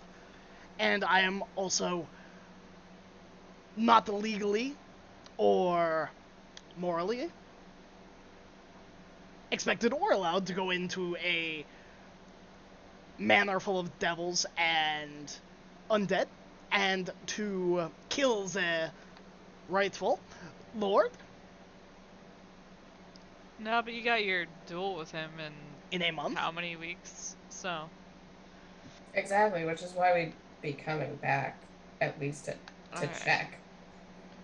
Well, then we definitely can't fucking take the boat and get all the way there and get all the way back, and that's not happening in a few weeks. So we're It'd gonna be fucking really need tight. Tails to help us.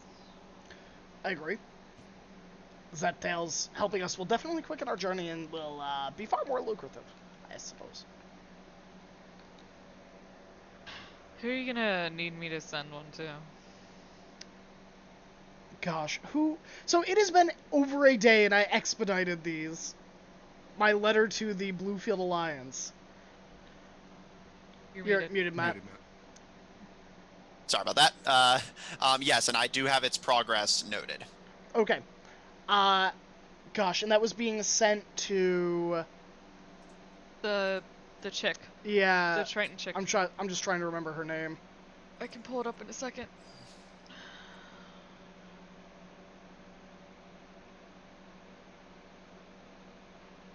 Scrolling. I'm scrolling. General Vanessa Vane. I need you to send to General Vanessa Vane. She the fucking Cecilia, like... That is correct. Alright. She's fucking cool. Very cool. Do you remember her trident? Like, it was sick as shit. It really was.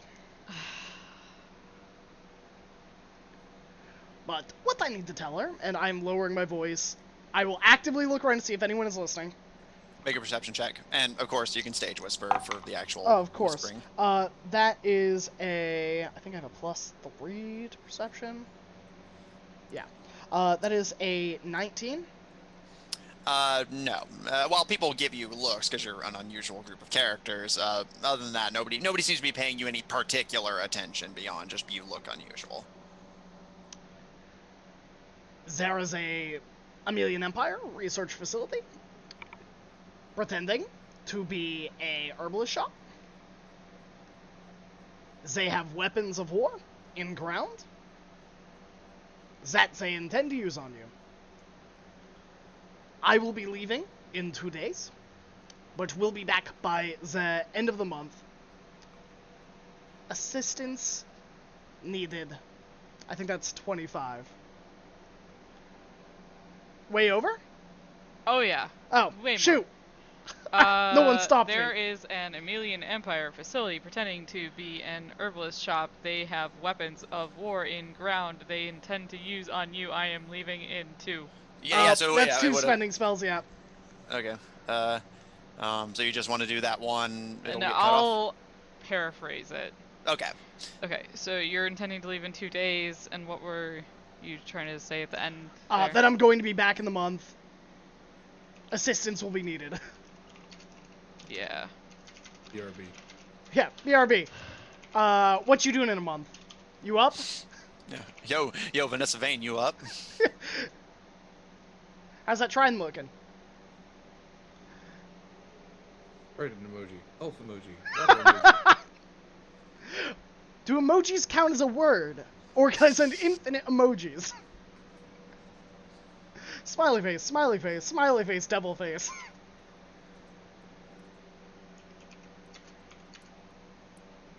Alright. He'll kind of crack his knuckles and look at his fingers and like start like wiggling them. Like he's like, yeah, okay. Not a blood hunter anymore. I can do this. I can. No. It's not about that. No, I know. He's gonna fucking count on his fucking fingers.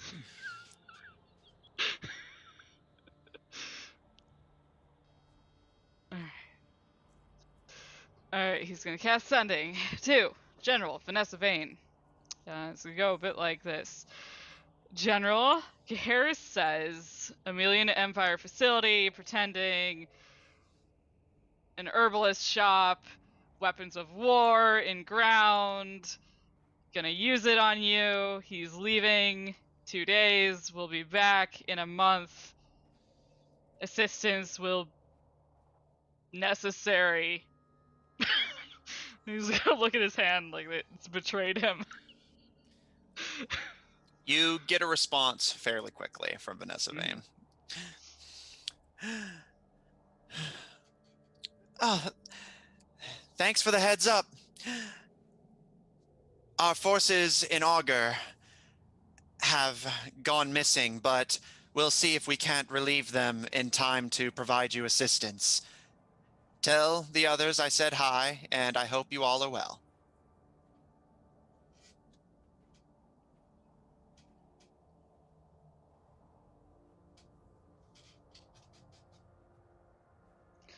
Alright, she got back. She sounded like she was busy or something, but like they've got, I don't know, forces in Augur that they need to relieve. Some of them are missing. And she says hi and hopes we're well. Oh, that is very pleasant. To be honest, they have been the most pleasant people we have dealt with. Honestly! Like, why are we dealing with all these fucking people? Ugh.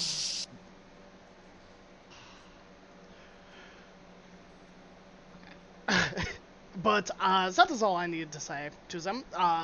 But that is concerning that our individuals in Augur are missing.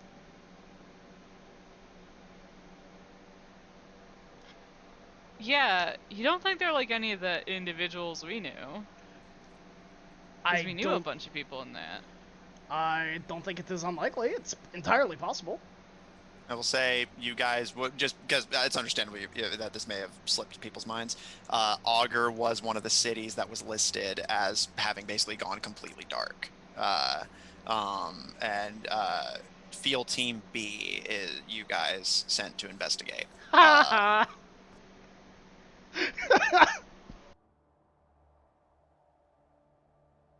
that's the one that other team's looking at, isn't it?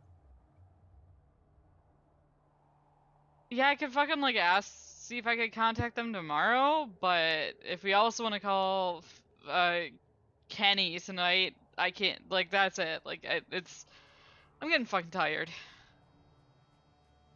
But will you be that tired after round 4?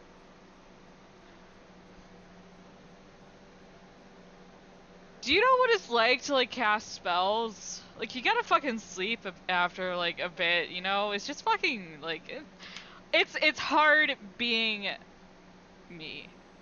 Yeah, Israel just like looks at you like and would look at Garrett's like, I don't know what that's like. Warlock powers. That is Tired? fair. I don't know what I'm that just is. built like this. Yeah. But yeah, I'll Hey. take the fucking beer too. Like, that's good. Utaka and Israel, how did your shopping adventure go? Great. It was really cool. Cool. Get everything you needed? Mm-hmm. Yeah. Anything we should go back for? Not yet. No. Nope. Alright then. Oh, and he'll kind of lean over to Taka at this point, and I guess in Thieves' Cant, be just more or less, hey, I know that you wanted some of that green drink or green purple drink, whatever it is. I got a bottle of bramble pelt still if you do want to get wild.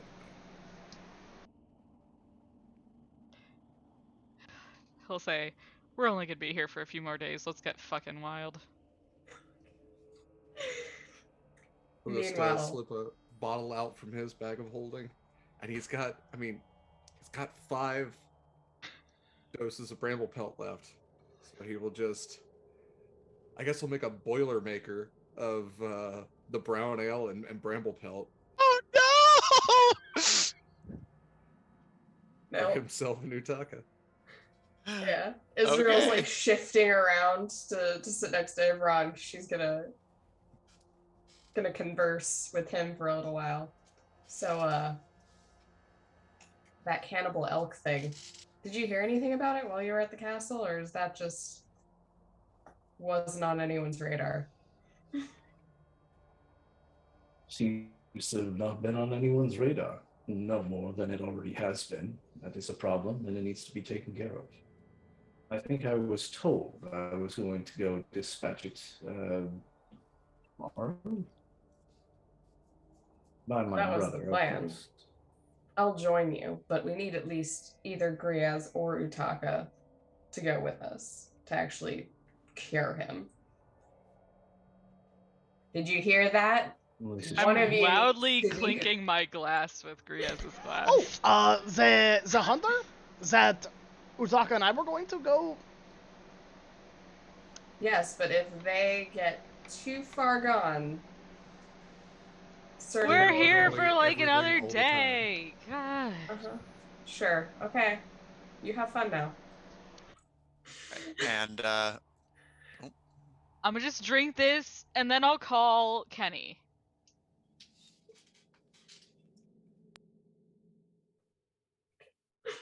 Okay. That seems like a great idea. okay. I love this. To a knot of good decisions. All right. If the two of you just throw back a dose of bramble pelt. Derek, correct me if I'm wrong. Wasn't bramble pelt a mixture of Betting Man's brew, Barbarian brew, and one of the ones that made you invisible? Is that Wild correct? magic. Well, no, yeah, Wild wild magic. magic, right? Yeah. All right. So, as you guys throw it back, and both of you roll me a d100. I would love to roll this monstrosity. Oh my god. Perfect Okay. opportunity. I'll allow you all to hear the thunk. Oh, that could kill someone. With a Yeah, I dent in the could. table. No, that was on my dice mat. It could have been louder. Oh my god. All right. So, Griaz D100. 19. Okay, and Utaka Wild Magic. 37. Okay. As the two of you throw your drinks back, Griaz, you immediately feel this like gross, like wet, sticky feeling as you cast grease centered on yourself. And the entire floor around the table is covered in this like sickly yellow brown liquid that makes the ground incredibly slippery. None of you are standing yet, but when you attempt to, you will fall. You will have to make a saving throw to not fall prone. I'm sorry, everybody. I swear this never happens. And Utaka, as you kind of like feel the drink go down your throat, you kind of like almost kind of like half hiccup, half burp. And Israel, you and the others watch in befuddlement as 6 almost jellyfish-like creatures appear floating around Utaka's head. Like little bright blue glowing things. I would like to take a free action to fall prone and start just laughing my ass off. You're also raging. Yes, I will be smashing the ground with my fist as Angry I laughing. laugh my ass off. Yes, and you both now have luck points, and you are both now raging.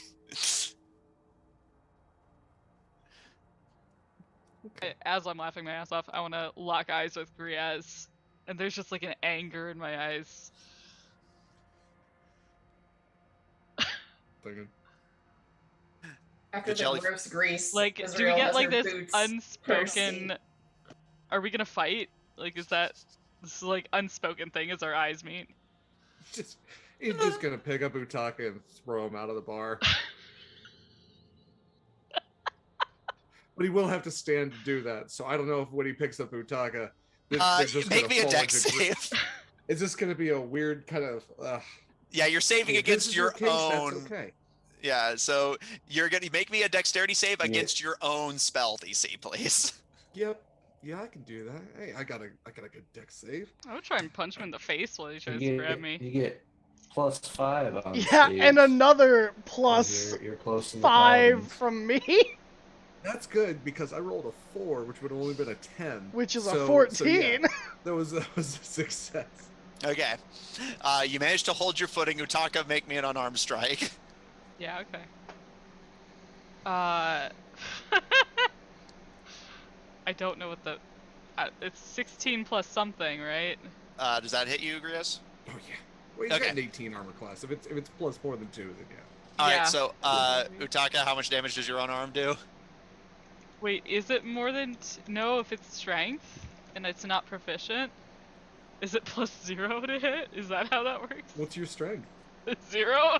Yeah, that doesn't. Yep, the wee boy misses.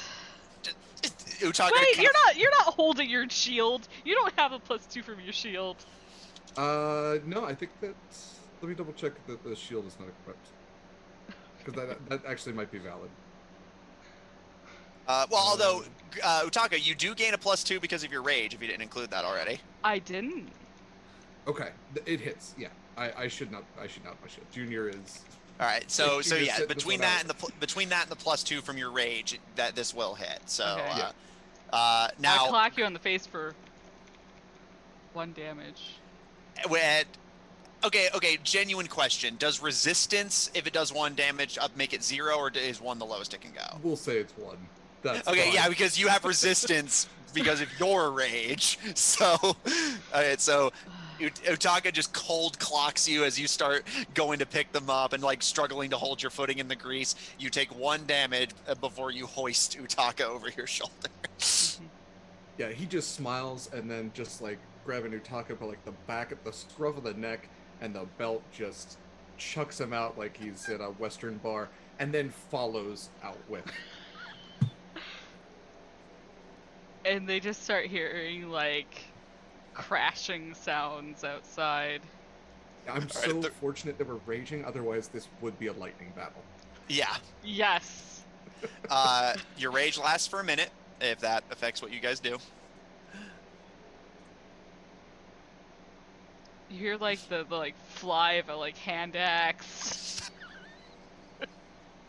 Just like a thunk as it like hits the side of the wall. Like car alarm goes off, cat screech, explosion, lightning strike. Just a minute, they're both just bleeding, just from like a couple of different cuts. He just comes back in with just his arm around Utaka. That was really good. Yeah, that was good. That was a good punch. That was pretty good. And Utaka's just like rubbing at his face where there's this nice shiner. Yeah, no, I got that long reach. Yeah, yeah. It's not fucking fair. If you hold my fucking head, like they can't fucking hit you. It's fucking cheating.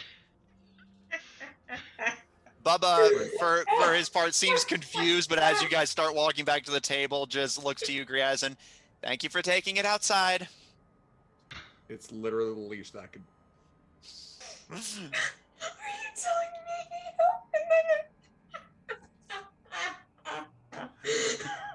All right. Like Israel thinks that's hilarious.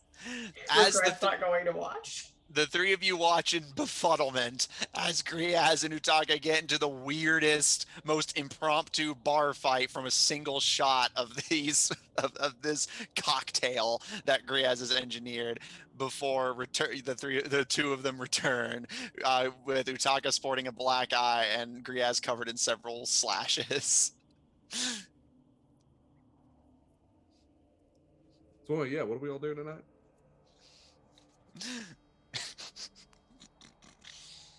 God, And look at all this grease on the floor. It's nasty. Clean this up. I looked at Ivron like, that used to be us. Ron is not amused. I got two more. I got three more. But Ivron, certainly you are one to direct conversation, state disapproving facts or opinions, or perhaps lead us in a direction? Direction? Now you want my direction. Brother, we've been trying to destabilize this region for the last, I don't know, week. It's been 3 days. I think I've lost control of the situation. Has it really? Oh, he's Time mad. flies when you're surrounded by devils. I've lost control, brother, and I dare say that my direction, my opinion on the matter doesn't seem to mean much. So, forgive me. I'm a little razzled from tonight's debacle, if you will. And to that, I think I'm going to go to bed. And he raises his mug and he says, "To your health." And then, yeah, he's just gonna.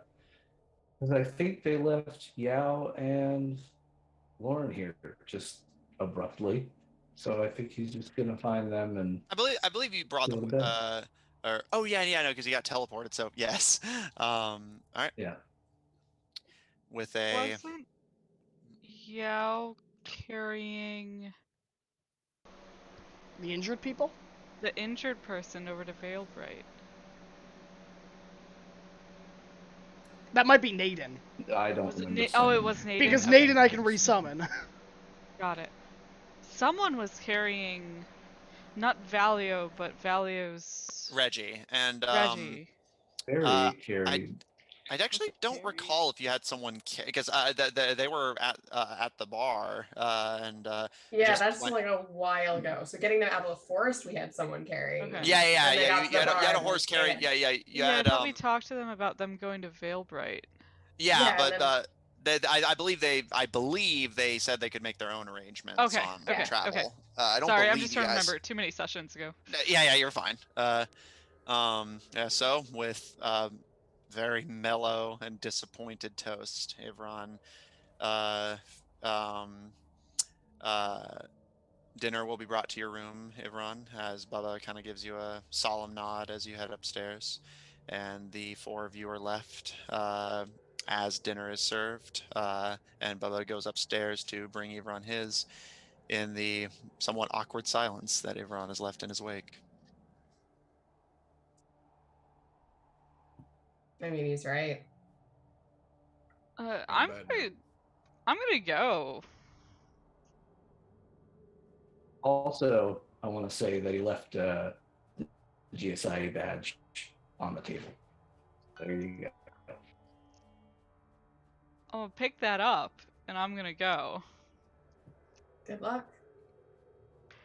Yeah, okay, I'm really sober. This is great. Okay, bye. Okay. Griaz, Israel, Harris, anything from the three of you as Utaka heads upstairs behind Bubba? This is why I don't get involved in these things.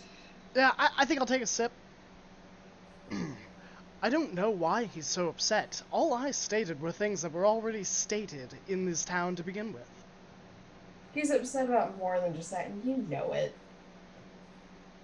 Sometimes the truth hurts. I think we've learned that a few times today. I suppose so. The thing is I don't even think he wanted this place destabilized in the first place. And I can't blame him for not wanting to. What he wanted was for Lord Fishborn to meet the call of fate to address the issues and be better. He's upset that he failed and that Lord Fishborn, at the current moment, lacks any capability to make those changes as needed, and that no one in that entire court has ever thought to train him to think for his fucking self. So now that Ivron comes in and says, why are you surrounded by devils? Why are you letting your soul get taken by them for a false title? That this individual is incapable of qualifying and saying, yeah, that's a bad deal. But at that point, what can any of us do if they want to subjugate themselves? At that point, all we can do is wait for the consequences of their actions to catch up with them. Because like you said, we can't just march in there and murder people. Well, you are half correct. Marching in there would be a terrible idea unless you got an army. Sneaky like, doing a little murder. Well, that's just the way politics work. The thing I think about Ebron is he is a very status quo individual. He wants to keep the status quo. I've never been personally a status quo kind of guy. Status quo's never done me any favors. And when Ebron sees things going a certain way, and then that twists around on him, he gets twisted up himself. Between the three of us, we want to take out Adam. We could do it tonight.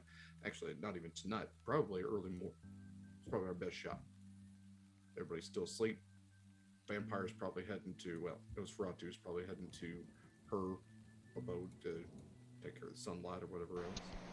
But, I mean, I'm putting two and two together now. Didn't you say, and correct me if I'm wrong, that your bird that you sent there in close to afternoon got attacked? It did, but I have to infer that if she is some kind of Nosferatu, she can probably walk in the sun. It's not going to kill her. She's definitely not the strongest. Did I get a good gauge of how strong she was physically? From the check you made, and from your close encounter, she definitely seems fairly strong. I'd say like about as strong as you are, maybe just slightly less, but making up for it with the magical abilities that being what she is gives her. Yeah, man, I'm talking out of my ass on vampire lore. No, you are actually right. In fact, Riaz actually has technically a better idea because, yes, for mythological and world building purpose, yes, Nosferatu sunlight actually does not hurt them. It just prevents them from using their supernatural abilities. And even then, there are some workarounds to allow them to within very specific conditions. Well, all I know is that this Nosferatu is very skilled. I am not entirely certain I could fight her on a one-on-one basis outside of the Sunlight and Wind. And let alone that, we have not one, not two, I think at least 3 or more full-blooded demons in that castle. So I'm just going to say this plain. Israel, you can turn invisible. Harris, you would be helpful, but not let's set this one out. I can get close enough to invisible. The thing is these demons and devils cannot be banished, even if we kill the heir. They'll just be here. Our best bet was convincing Adam to banish them himself. And we have absolutely lost chance of that happening unless he suddenly wakes up tomorrow and realizes that Ivron's right, which he is. Because the fact is, we don't have the power to oust these things right now. So at best, we can leave and hope that whatever other arrangements we have force him into a situation where he has to make that choice. Or, die, I guess. Okay. Yeah. Don't mind me. I've been hurt. Do I believe you? I've only seen you have 2 drinks. Not even Israel believes you. Yeah. She's like, Grizz is like, I want the to, but I charisma don't to think it's a lie. good idea.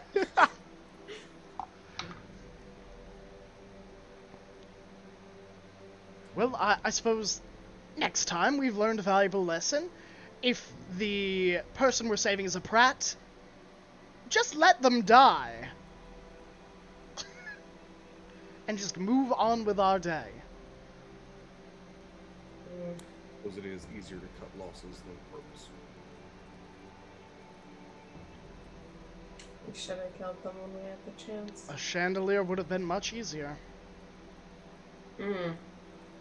In retrospect, yes.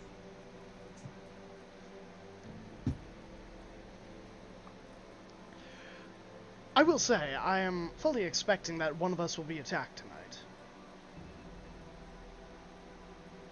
I'll stay up. You sure? I'll take a shift. I'm not going to let you stay up all night by yourself. I'm just saying... Well, I got Junior. I'm never by myself. Which is unsettling in its own right. I'm just saying Where's these... Junior? Yeah, that is a great question. What's that? Where is Junior? Junior. He's there. He's a shield. He's Yeah, doing he's being shield right now. Yeah. When he's not on the arm, he's literally eyes in the back of your head. Because after all, these devils and demons have got to have realized that we are the most verified threat to their existence on this plane. And as such, they will either wait until we leave ground to make a move, or they will attempt to do it tonight. They will sacrifice a pawn if they can eliminate us from the chessboard. Whether that's Crypt Brood or one of the other individuals, I fully expect that they're smart enough to know that their days are numbered if we remain.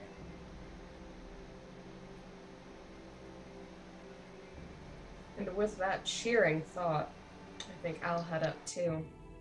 And she's going to carefully negotiate her way around the grease, potentially hopping to another chair in order to avoid it. She does not want to deal with this. Sorry about that. Watch your step. Made an oopsie. Gross. I had an accident. All right. Griaz, Harris, anything from the two of you before you head up for the night? So tell me, Griaz,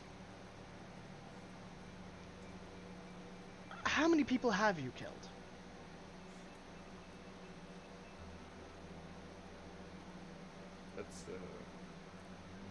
That's an interesting question to ask another person. Oh, of course. Well, I was right next to you in Nightmare.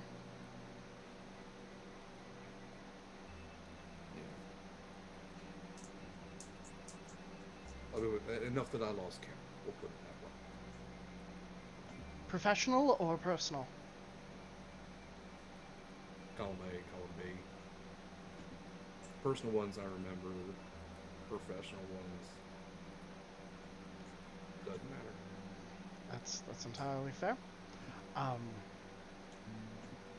there any that you regret? What's the point in living life with regrets? Can't bring them back. Well, with magic you can sometimes, apparently. Nothing good stays dead these days anyways. Not the way I left them.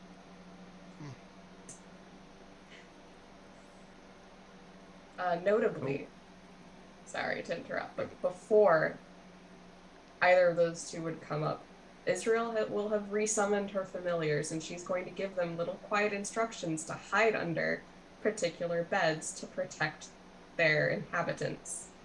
Good Okay. God. Utaka, drunk in the middle of the night, looking under his bed. Oh, hey, it's I one of didn't those know that bugs. they're I there. found them. It's a lobster. It's a time lobster. I've made a stealth check for them, but if you want to roll it yourself, we can use yours instead. I just roll on instinct.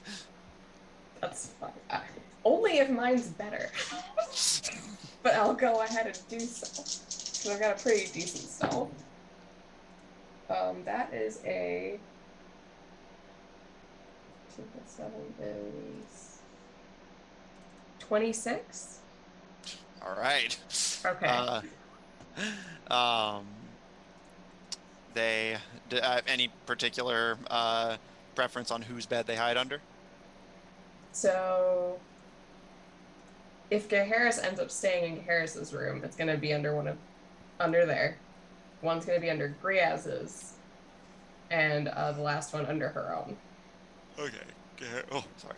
Gaharis, Griaz, Israel. And if Gaharis doesn't stay in his room, where will that one be sent instead? Probably to protect Utaka. Okay. Right. Less likely to kill it outright. Okay. More likely to think it's cool. All right. And Gaharis, Griaz, anything left from the two of you? Nope. I think I will wave to Bubba. The drinks were wonderful. I hope you have a fantastic night. Do you need help cleaning this up? Yeah. You too, Gaharis. And nah, I think I got things handled. Thank you, though. Anytime. And I'm going to climb up on the table and attempt to jump onto the next table and then get out of the grease. Sure. Yeah, easy enough to do. I'll leave you an Griaz? extra 10 gold. I'm really sorry about that, but hey, if you ever want to try some bramble pelt, I don't know if stories have gotten this far out here, but it's a crowd pleaser. Yeah, this place is pretty popular with travelers. I've heard the occasional rumor or two. I don't suppose you have enough of a stock to get me a barrel. No, I got 3 drinks left, but we can talk about. I mean, it's a mixed drink, so we can talk about ingredients. But, You get some sleep. We can talk shop in the morning if you like. Yeah. Hey, so we're all sleeping on the second floor, right? Yeah. Okay. Yeah. And there's like windows to every room and everything. Yes. Okay. Mhm. All right. How do I get to your roof? Any particular reason why? Just want to do some stargazing. I was like, Griaz, is that actually what? No, he's. I am. He is bad at lying, Matt. Every time he lies, it is very clearly. No, just making sure. Just making sure. No, that is fair. It's fair to ask. Yeah. He's Make me a not deception check. Yeah. All right, that's fair. Hey, at least it's not a negative number to deception. Oh, actually, he's good at deception. That's weird. Okay. It's 16. They kind of tilt their head at you and just stargazing. I will show you how to get to the roof, but please don't do anything dangerous. That is a subjective statement that I can abide by. They kind of squint at you for a second and kind of hold up a finger, and if someone is going to get injured mentally or physically, or if harm is going to come to my property, do not do it, please.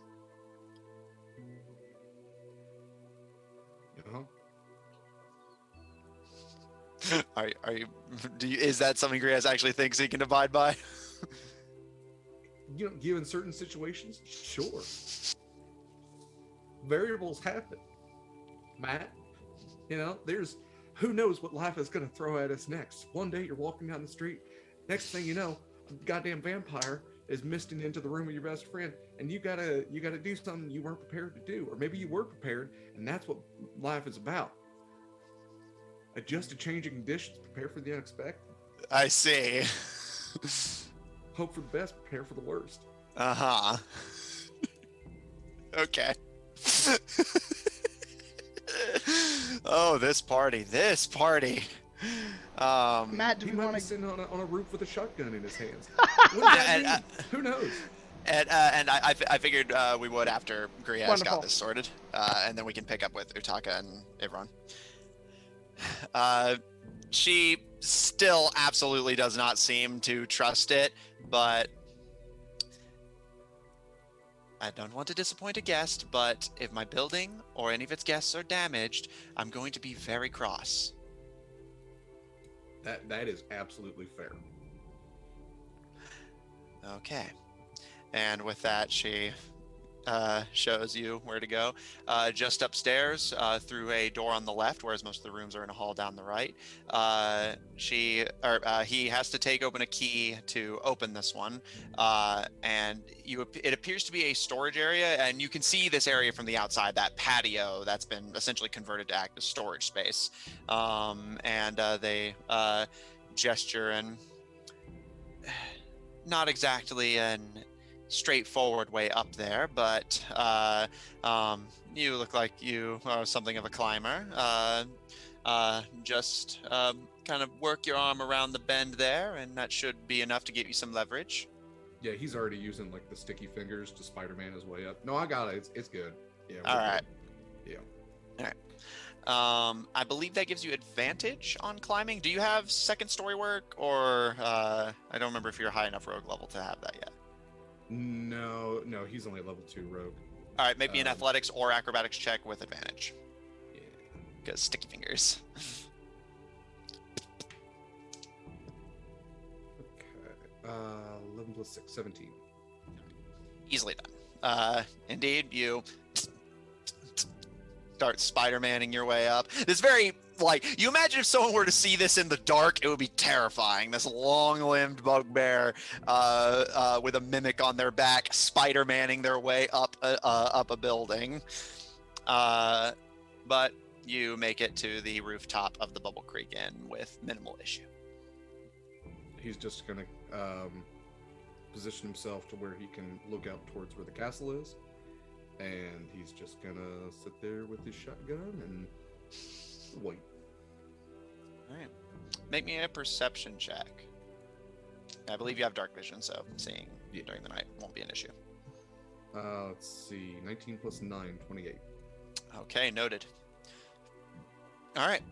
And as the night seems to be coming to a close on a somewhat somber note, Griaz, watching on the roof with a shotgun and waiting for potential assailants.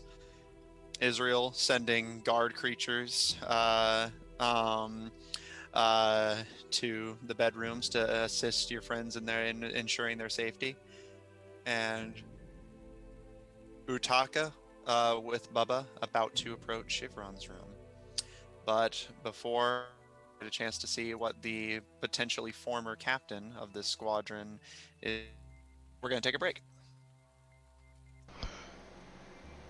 Oh goodness, I'm stressed already. But we will be right back, let's say, in 14 minutes. So that'll put us at 10:55. Get some water, hydrate before you dehydrate, and we'll be right back. See you soon.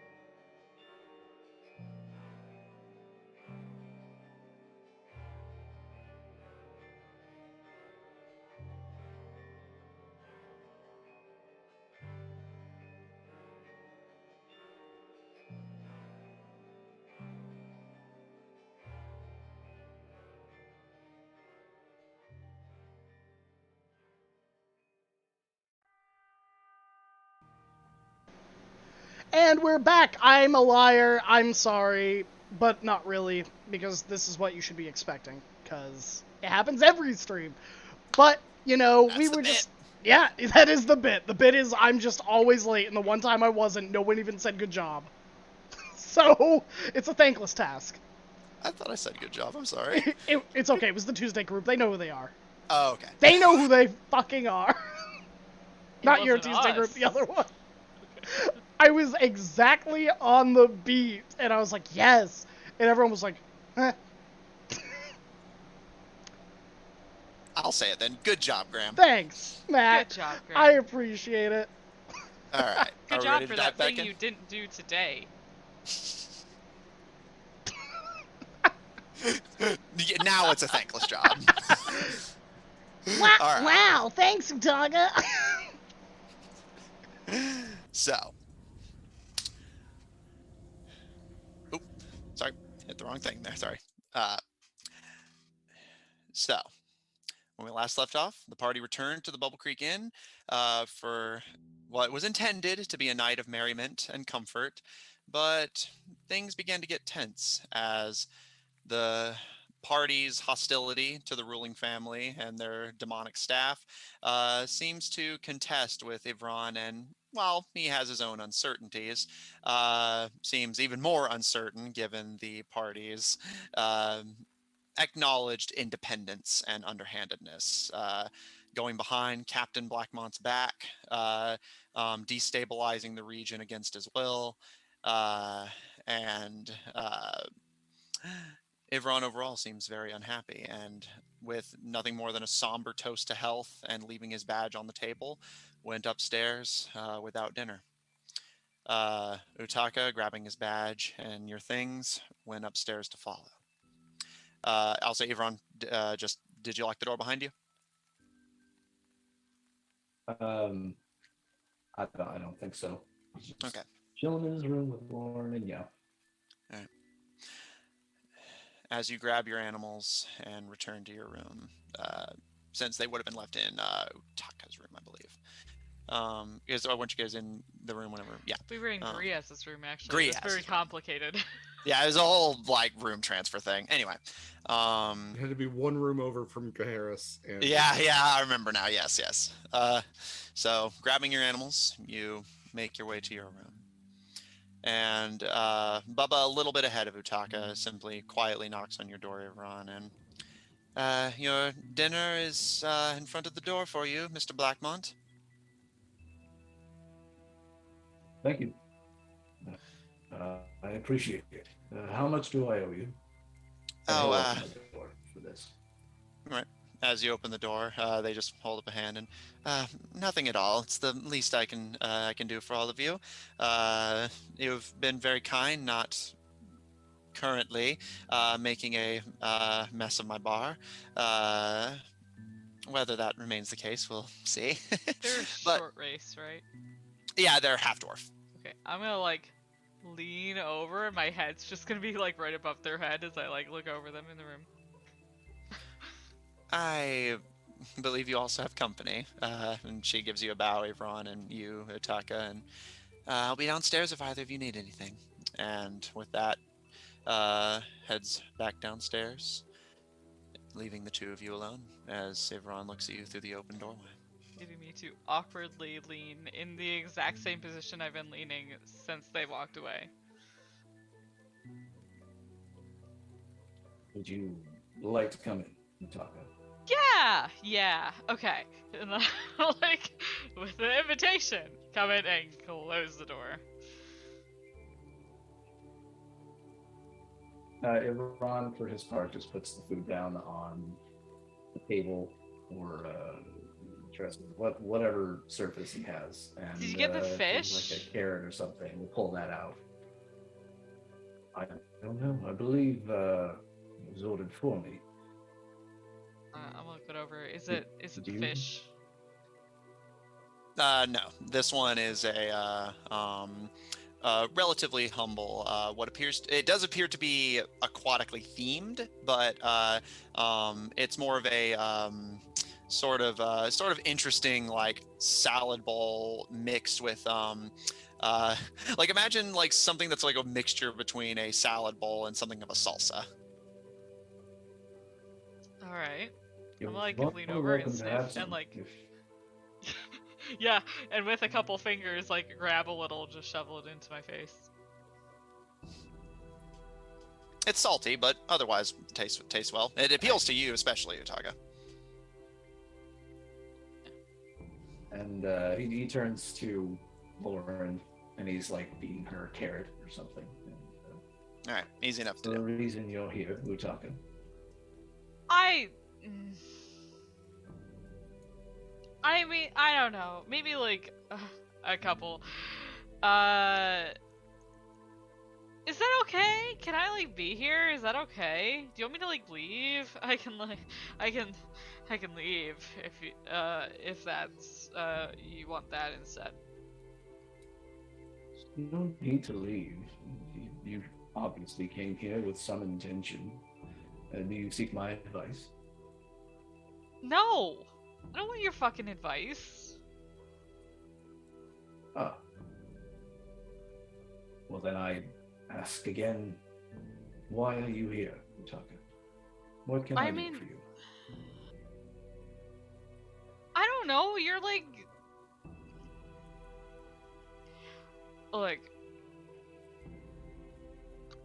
I'm sorry. I'm full disclosure. I don't know if you noticed. I'm a little drunk, so I apologize for that.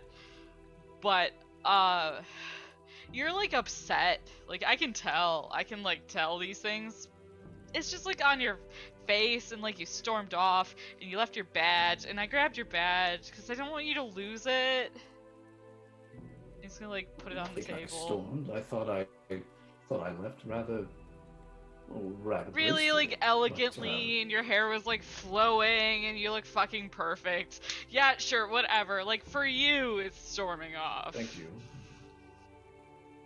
Like I know you can't help it. You're just fucking like pretty all the time, but you know, whatever.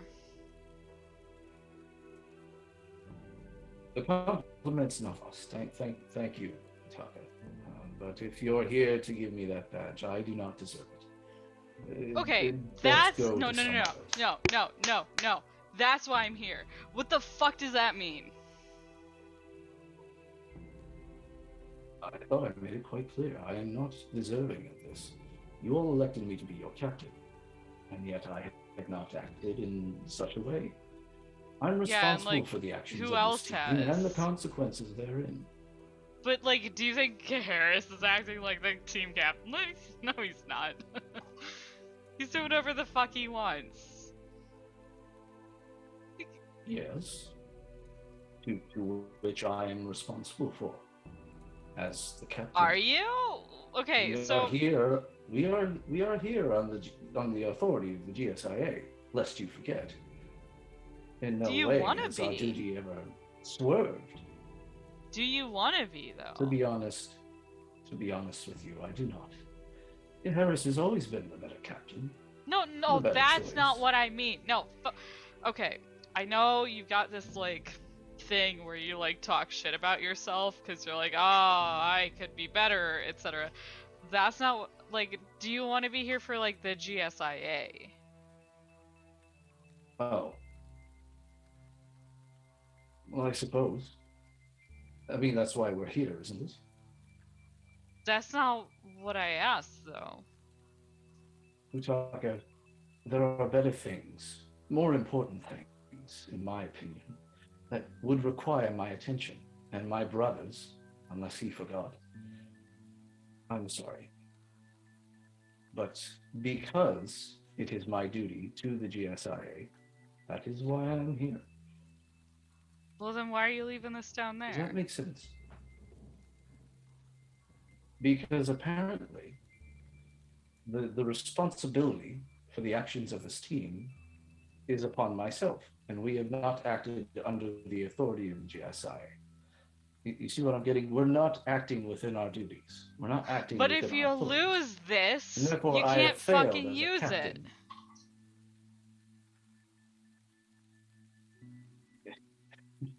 Yes, now you see why I left it down there. You get that? I am not a very good captain if I I'm would letting to my brother get away with destabilizing the region. I would to I'm not a very very good captain. poorly throw it at his chest. I would like it to like clunk on his chest and not hurt him at all. Ivron, you get a very clunky reminder that you are currently arguing with a drunk.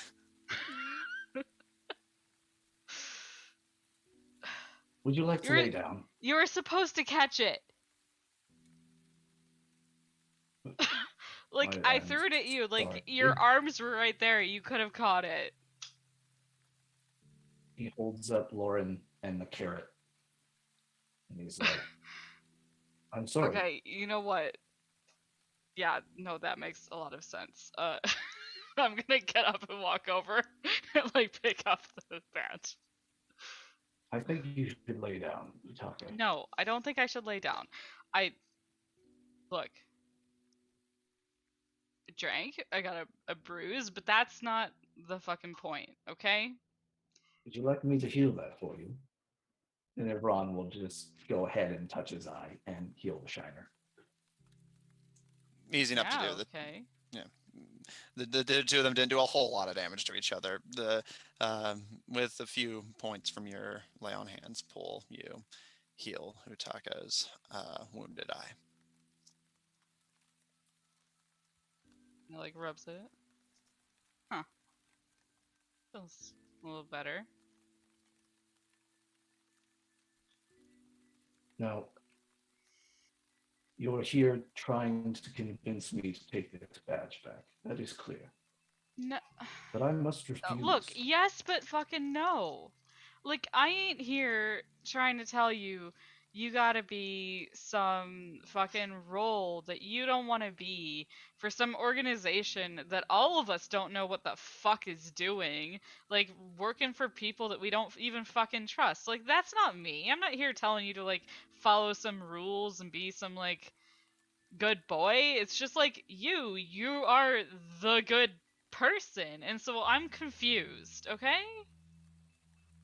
And I have failed at doing that, haven't I? No. When? I haven't. I ain't seen you fail. Did you not see the debacle that went down? We are not. Yeah, that was Gaharis being an asshole. That was like Gaharis like with the fucking bitch, and like maybe we should have. I don't know. Maybe I should have like attacked them. Maybe like the answer was to like help him or to convince the prince. But like I'm not good with words, so I don't know. I don't know what we're supposed to do, okay? But it ain't that you failed to do something, it's that all of us are here and sometimes other people fail and that's not your fault. You're not us all the time. You can't make us do the right thing all the time. I'm not here to make you do the right thing. But no, you did but elect you me think, as captain. you think. And therefore I am responsible for your actions. In public, that is. And what went down was quite a very public and political incident.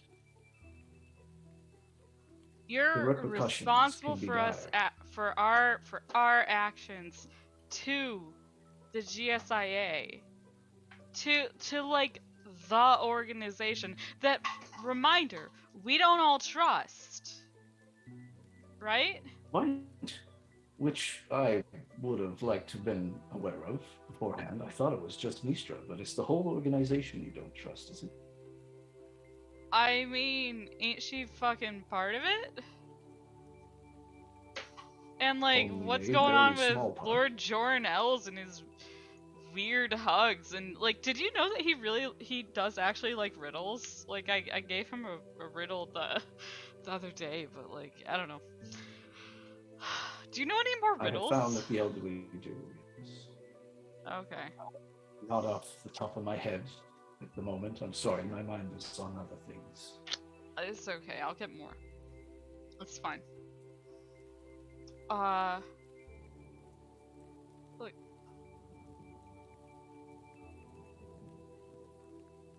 none of this is your fault, okay? Like, I'm sorry. I'm sorry we're, like, such, like, shitty people. And, like, you're trying to, like,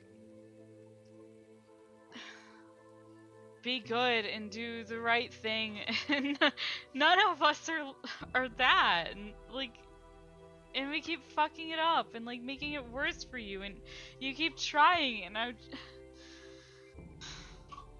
don't like how you're always mad at yourself for, like, the shit that we do.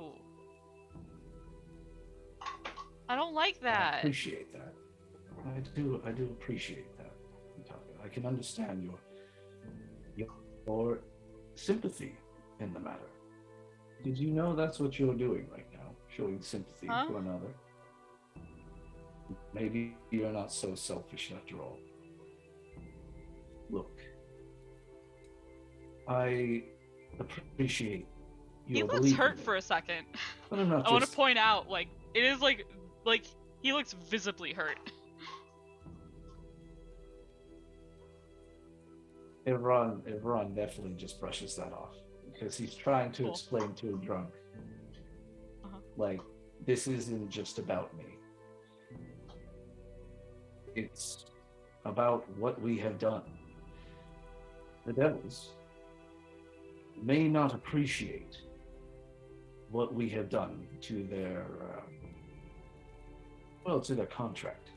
We are a threat to them, and being the threat, they might lash out, not only at us, but at the townspeople. And my brother, though I do honor his decision to challenge the young lord, I don't think he thought it through.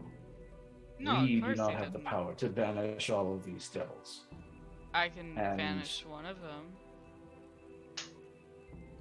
Yes, one. And there's, what, 20, 30?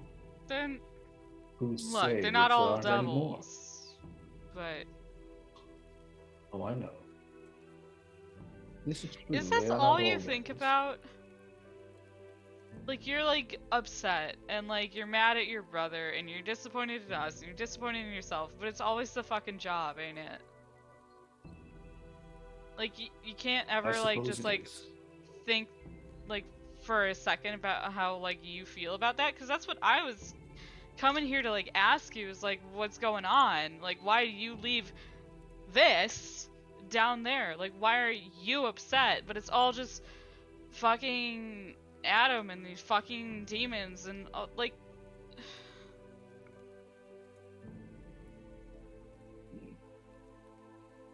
Whatever. I'm sorry, Sorry, I'm if I let you fucking down. selfish. Fucking whatever. Not so much. Yeah, Not as well, much as I had originally maybe more thought. than I should be. He's gonna, like, turn and start, like, heading towards the door.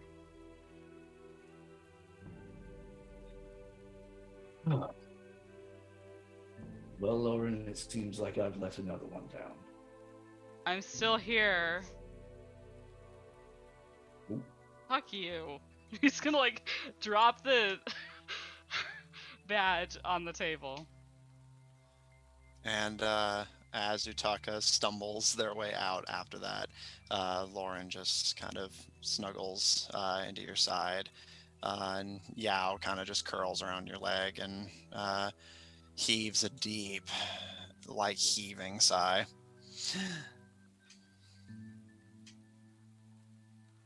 Me too, buddy.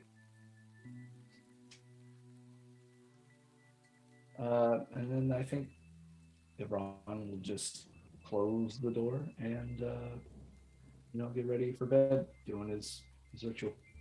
Okay.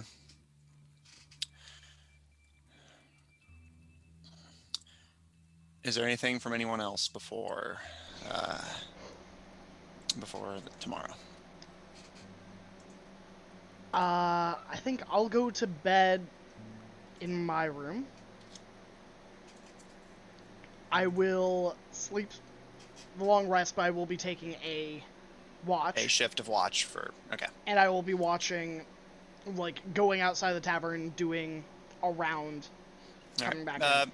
Make me a perception check. And because of this, Griaz, you can take your watch and still get a long rest if you turn in when Harris takes over. Dirty 20. Okay. If that's it from everyone. Yeah, when Griaz switches over his watch, he'll basically just like appear in Gaharris's window, just like eyes shine and a shadow, and then just swing his way in. Yeah, Hopkinsville Goblin style. Watch time. Yeah, exactly, yeah. Like, sword is out, just rah! Hey, bad day for a jump scare, but just stab you. Just let you know. All right. You can dodge a bugbear, you can dodge a vampire. Fair. Okay. The watches, rather, pass with the night. Griaz, you spend a long day, or long night, rather, on the rooftop. Eyes firmly on Castle Fishburne looming in the distance over or rather through the gnarled, snow-covered trees. In the distance, you can feel your internal weather, Griaz. You can see, it doesn't feel like they're here yet, but you can see some storm clouds in the distance. So the night is cloudy and dark. But your watch passes without incident. And as you, perhaps more scarily than necessary, pass it on to Gaharris. Gaharris, you observe the castle, patrol the grounds of the inn. No vampires, no demons, no dark elves, nothing, at least not that you can see. Israel, your insects keep a careful watch of their own throughout the night, unbeknown to their hosts that they are being guarded by a friend, or at the very least by the friend of a friend. Your sleeps are variable. Some of you sleep with completely clear consciousness and clear heads. Some of you are a little more intoxicated than you'd like to be as you go down. Others, guilt, whether fairly or unfairly applied, keeps you up. But while your sleep is fitful and disturbed, and those who dream, your dreams are unpleasant, you do all get a long rest.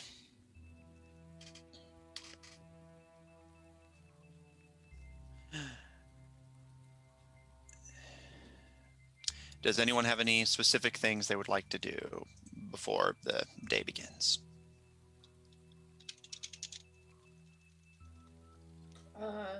If Israel wakes up, she'd unsummon the creatures. Okay. Easy enough to do. Just dismiss. Go out to bring Gaharris in from the cold. And Garrus, you didn't miss much. Basically, everyone got a long rest. You haven't been attacked or anything. What? All right. How dare they not attack me? Griaz, you go out to fetch Gaharris as he is wrapping up his patrol for the night. And I'm assuming you all come downstairs where breakfast is being served. Bubba looks to you, Griaz, and after a moment gives a smile and a nod, and thank you. Because I am finishing my watch right around the time people would wake up, I'd like to go to Ivron's room before Ivron can go out for their morning duties and their morning training. Okay. You guys will basically be up before anyone else. So Griaz downstairs, having fetched you from your watch, you head up to Ivron's room as the others are either just waking up or still asleep at the moment. What would you like to do? Knock, knock, knock, knock. Come in. I'll open the door. Oh, good morning, brother. How are you doing today? Oh, you know, I am doing so wonderfully well. And yourself? Could be better, but I'm awake and ready to see what the day brings. Ah, that is wonderful. I will move in to the room. My tail will, like, curl around the doorknob and shut the door behind me. Have we decided on a direction to take? I believe that we are going to this one. At least that is my. At least that is my thoughts, brother.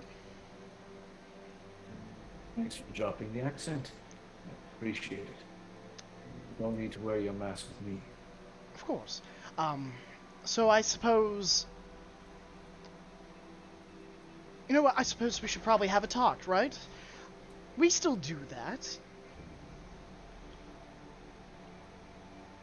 I believe so. Have a seat, brother. Have a seat. And I'll pull out 2 chairs from, like, the table.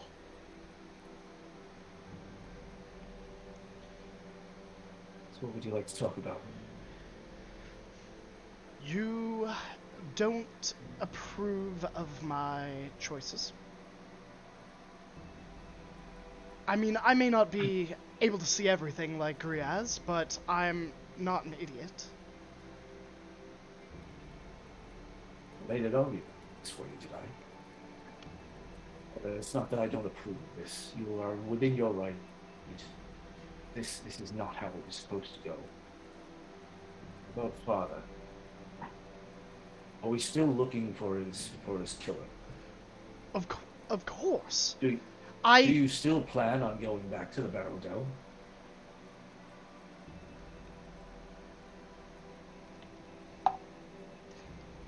It was always my thought that you would take the seat. Now, see, here's my quandary, brother, is I always thought you were going to take control of the Barodells, not me. You have such a skill and a knack for being so much more. And I'm still looking. I showed Father's amulet to Tails to look into. I have sent correspondence to many individuals investigating anything, whether it was small-time assassins, whether it was an inside man in the Barodells, whether it was someone we don't even know altogether, or someone he trusted. And I have gotten no reply from anyone that has given me any bit of information, except that they don't know. I am still looking, but there is nothing to be found. And we can't go back to the Barodells until we know. Until he's avenged, until whoever did it is brought to justice. And here we are. Job, Garrus. Do you truly believe that? Inside job. Yes. Why? Why would they lie? A continent away. No one wants to take credit for it. Assassinating a noble. Assassinating our father. I'm all for doing the bidding of the Hell Knights, and I'm all for doing my duty to the GSI. That is why we are over here on this side of the world. But our time could be better spent. And it was always my dream, I guess I should say, for us to avenge father, go back to the Barodell, for you to take the seat. Maybe I'd be a captain of the guard or something, and we ride throughout the countryside, defeating evil, just as father did. I do want to bring peace and justice to the world, but it's too much for one man. Even, what, 5 of us? 6 of us? I'll take a seat, take that seat. See, that is where I think we disagree. You play down what we have done so far. We have stopped a city from burning. We have stopped a madman who is unloved by all and put them in a spot where they can be loved. We have fought a dragon, given it was a paper dragon. We have done many good things. We have saved far more lives than we would ever have done. But it's clear that we're needed here. I agree. I don't know what I want. To go back to the Barrow-dells, to stay here? Before all of this, the only thing I ever wanted was for Father to be proud of you and me. That's it. To be proud of who we were becoming, who we were going to be. And he died, and now we're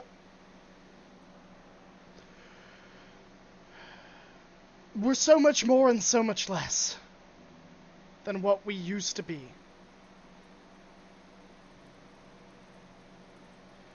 I don't trust the GSIA.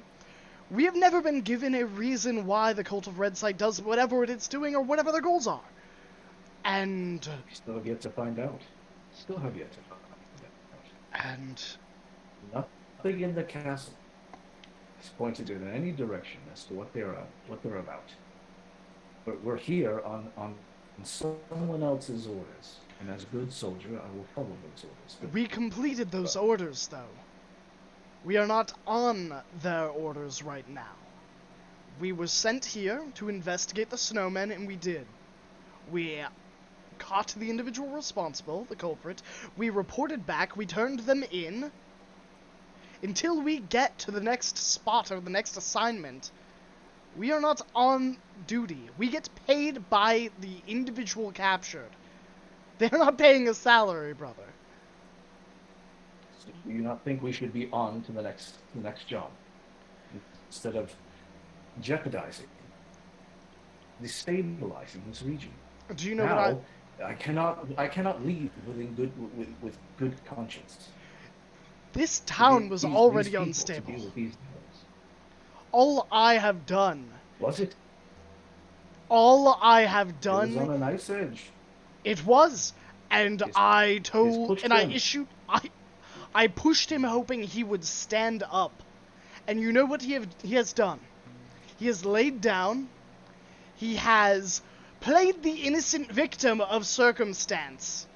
I have become the villain so that he can stand up and be the hero. And you know what he has done every time? He has confirmed everything I've ever said about him, that he is not fit to lead.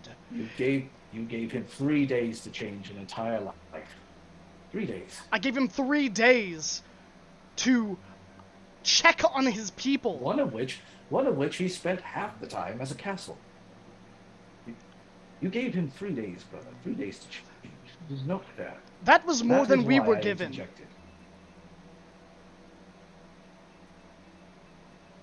That was far more than we were given.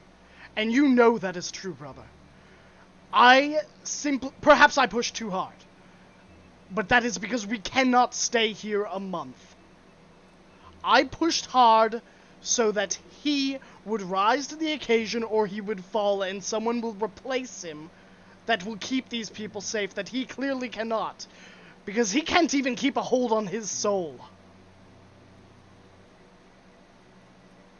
That is not entirely his fault. But he was close. I believe he was close to making that decision. But something someone pushed the vampire woman. Oh yes, the Now vampire I feel woman we've lost him. Perhaps? Don't pretend like you don't understand courtesy, brother. You do. You are well versed. Oh, I do. Charismatic. And you should have seen the way she pushed Griaz and me out. A hand on our back, forcibly pushing us out the door, and all I said were 3 little things to prompt her to try to kill me. If he cannot keep a hold on his retinue, if he cannot control them, The people that are the most loyal to him, what hope does he have outside of the castle? For the people that still do not know if they want to follow him. Well, none now. What is your plan from here on out? I need to be on the same page. My plan is we help Griaz. The GSIA has put us on task after task after task, keeping us away from anything of real importance. Whether that's because there's someone on the inside personally delivering these strings to us to keep us distracted from what really matters, or whether it is... Wait, brother. Where is the badge? On your table, in front of you. Yeah, it's on your table. Ron's gonna put that outside the door. I don't know.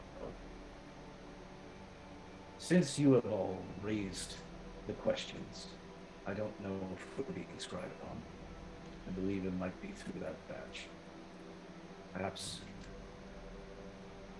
for the time being, the mistrust of the GSIA should be spoken in whispers. I believe my distrust has been stated to Mistra directly, and she is my prime suspect. It has been noted. I can assure you from my end, I do not see any mistrust. All I'm saying is that we promised to help Griaz first, and I intend, brother, to do that. Afterwards, I intend to report to the Hell Knights and find out why they have not replied to any letters we have written.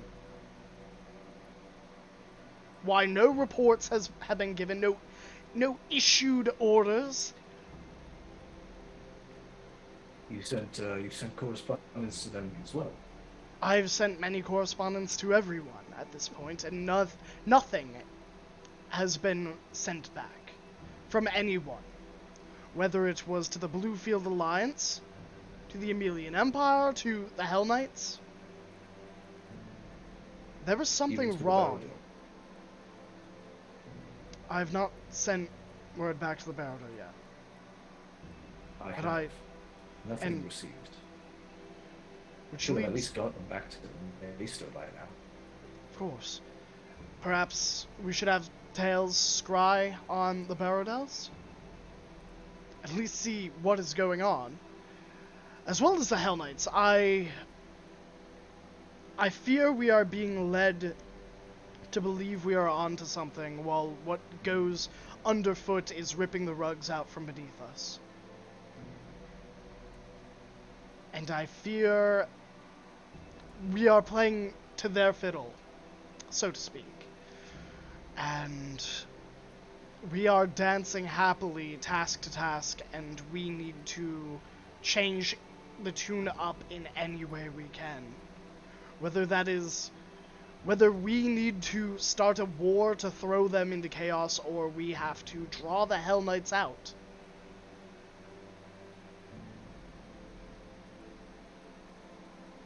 Because I will not start a war. But I do agree with what you're saying.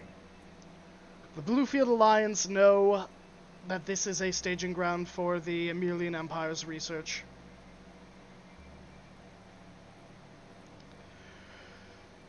I can only assume that they will start marching this way, which is what I want. The Emelian Empire will start marching, and in response, the Hell Knights will also move. Or if they do not, where are they?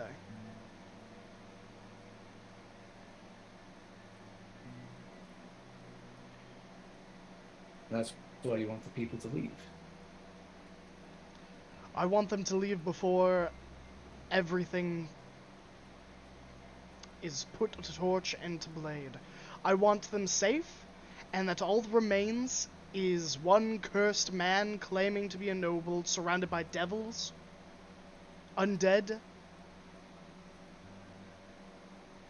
I want them in one place, so when our true enemy reveals themselves, we will have the forces of two armies ready.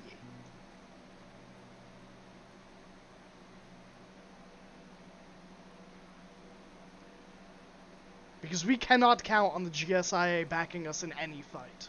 We cannot bet on the Hell Knights. So we must bet on the people, brother.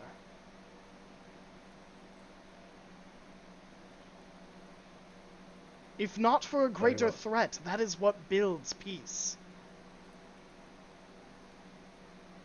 As I've said before, you lead and I will follow. I believe in you, brother, despite what differences we might have. I believe in you as well, and that's why you lead and I am following.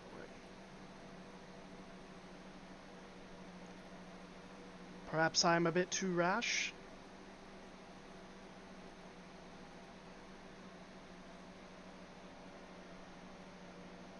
Perhaps not. Don't we have an elk to kill, or at least to dispel? I do suppose so. Well, lead the way. I'll follow. No. In this case, you must lead. The public needs to see that you are the leader that they need. I'm behind you. I will exit the door, lead. As I leave the room, I will step over the badge, and my tail will curl around it and toss it back to Ivron. Ivron will pick it up and put it back on. Reluctantly. Okay.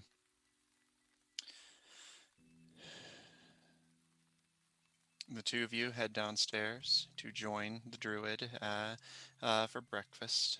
Israel and Utaka following not that far behind. As I'm assuming, Utaka, do you have a different plan? I mean, not that far behind is relative, isn't it? I'm saying not that far behind in the grand scheme of people waking up and going down for breakfast. Sure, unless I want to spend some time in my room because I'm not very happy about things. Okay. Uh,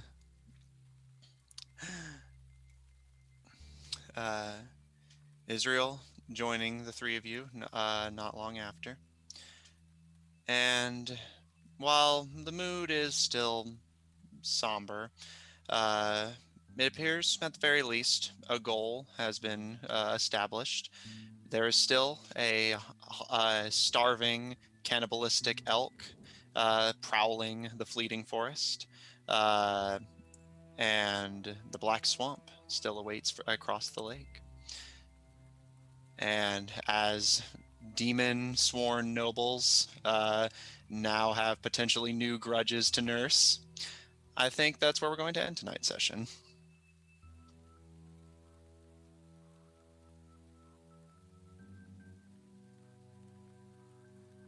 Oh my goodness. But, thanks everyone for tuning in. It's so nice to see all of your lovely faces in the chat, firstly.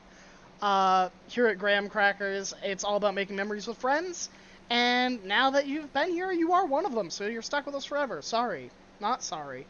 But, speaking of friends, I would love to hear about, where you can find all my lovely other friends that are joining me today. I want to know who they are, where we can find them, and, maybe one cool fact about them. I'll go last, because it's my channel, my rules.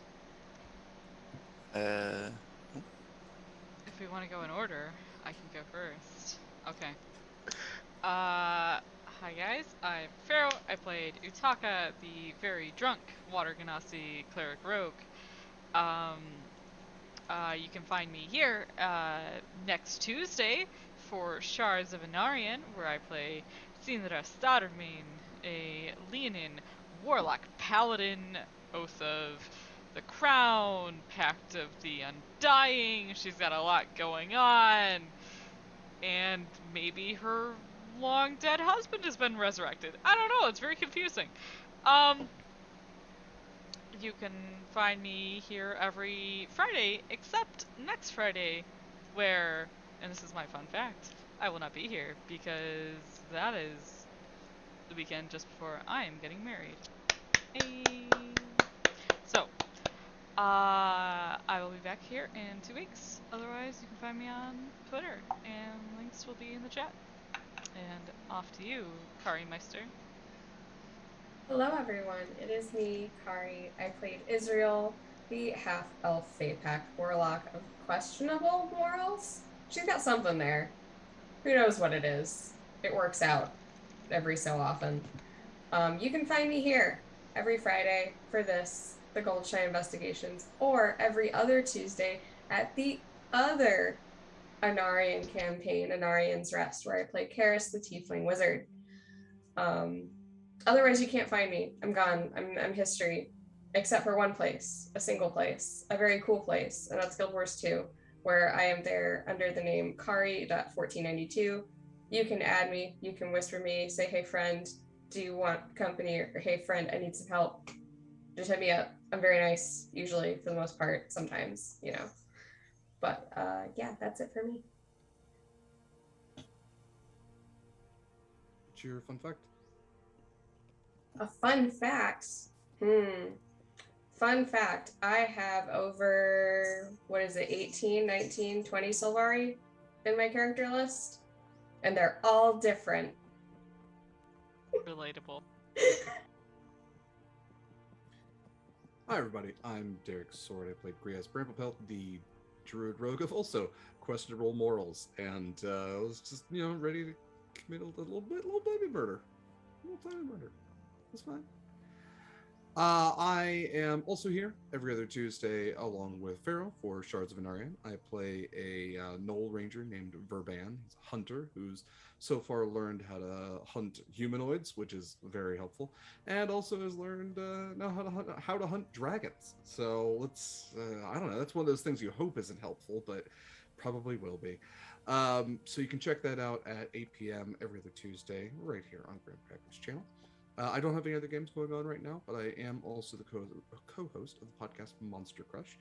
So if you enjoy monsters as much as I do and love learning about them, and also think that they're kind of sexy and stuff, want to smooch some Bigfoots, check out Monster Crush wherever podcasts are found. We are on a hiatus right now as my co-host has just gotten back to school for her grad school program, but we have a nice backlog, and we'll have some new episodes coming out soon. And if you want to find me and any of the rest of my stuff, best place is Twitter at dsword16. Is it a fun fact about myself or the character? I can't remember. Yourself, I thought. Yourself, okay. But give us both if you want. I am left-handed, but I am ambidextrous enough that I can write with both hands in two different languages at the same time, because I read as a kid that Ben Franklin could do that, and I thought that was a cool skill to teach myself. So, oh, it's adorable. It's incredible. Yeah. Good on you. That's me. Jeremy. I wish I was as cool as that. Hi, everyone. My name is Jeremy, and I have the pleasure of playing with these fine folk tonight as Ivron, the silver-haired Blackmont, the Oath of Devotion paladin. Can't find me anywhere else but here every Friday at 8 p.m. Eastern. Maybe someday I'll have the time to get on the MMO Mondays, but right now it's just not in the cards. And fortunately, or unfortunately, depending on who you are, I have nothing else going on as far as streaming or D&D or gaming. One cool fact or fun fact about me is, I don't know if it's fun, but I like woodworking. That used to be a hobby of mine before I had kids and a house and 3 cars and no life. So yeah, if I could get back into a hobby other than D&D, that would be it. And now I will pass it off to our wonderful, wonderful, wonderful DM, Matt. That's me. I was Matt, your DM. I played everyone who wasn't all of them and Gaharis. Although this isn't the fun fact, but it is worth noting. I do not play Gaharis when he talks normally, but I do play Gaharis when he has the French accent. Very important. um, if you enjoy my DMing and want to see more of it, check out my other stream D&D games on Mondays and Tuesdays at 9:30 Central Daylight Time on the Odd Tornado Productions Twitch and YouTube channels. My Monday game, Under Locks and Keys, taking place in the same campaign setting as this, featuring a party of globe-trotting treasure hunters trying to steal the artifacts of the gods to open up a door that supposedly hides a magical treasure beyond all measurable value. And for my Tuesday game, if you want something a little more spicy, my Tuesday game is Of Black Ink and Blue Blood, featuring, if you thought the nobility drama in this campaign was bad, it's a party completely comprised of nobles trying to unravel a political conspiracy if they can stop trying to kill each other long enough to do that. And if you really like my DMing and want to experience it for yourself, I am currently putting together a party for a paid campaign that I'll be running on weekends, the Feast of Judgment, taking place in the same campaign setting as all these campaigns, but in the far future of this age, where technology has advanced and armies have grown, and adventurers like this are slowly getting weeded out and irrelevant. Other than that, if you want to see more of my writing where I am not constrained by crits and player impulse, check out my webcomic Undercommon on Webtoon and Tapas. Chapter 1 finished, but Chapter 2 is in the works. Also taking place in the same campaign setting, featuring one of the first goblins to ever become an adventurer. And if you want to see anything else from me or from anyone else I have the pleasure of working with, check out Odd Tornado Productions on Odd Tornado Productions Official on Tumblr, where we have links to all of our different stuff. And for a fun fact about me, I have been DMing and playing D&D in general for 4 years now, but what first got me into writing in general and what the first thing I ever did for this campaign setting was goblins, specifically because I read the lore of goblins in the Forgotten Realms and went, that's stupid, and wanted to make my own. And that was the first part of this campaign setting world building, was goblins, because goblins are my favorite fantasy creature. And I will finally pass it off to the illustrious, the handsome, the vaguely French Graham. Hi everybody, my name is Graham, or Graham Crackers. Today I had the delight of playing Harris Nerthos Blackmont, your tiefling paladin. But you can find me in a lot of places. You can find me at Graham Crackers1, and that's Graham Crackers with a Z, like the channel. You can also find me here every Monday on MMO Mondays, where I play with a slew of awesome friends on Guild Wars 2, and maybe other MMOs at later points in our life. Outside of that, you can also find me every Tuesday DMing Shards of Anarian and Anarian's Rest, where I get to torture more of my friends. But usually it's just me rolling really poorly, and then beating up my high CR encounters, and then me just feeling bad.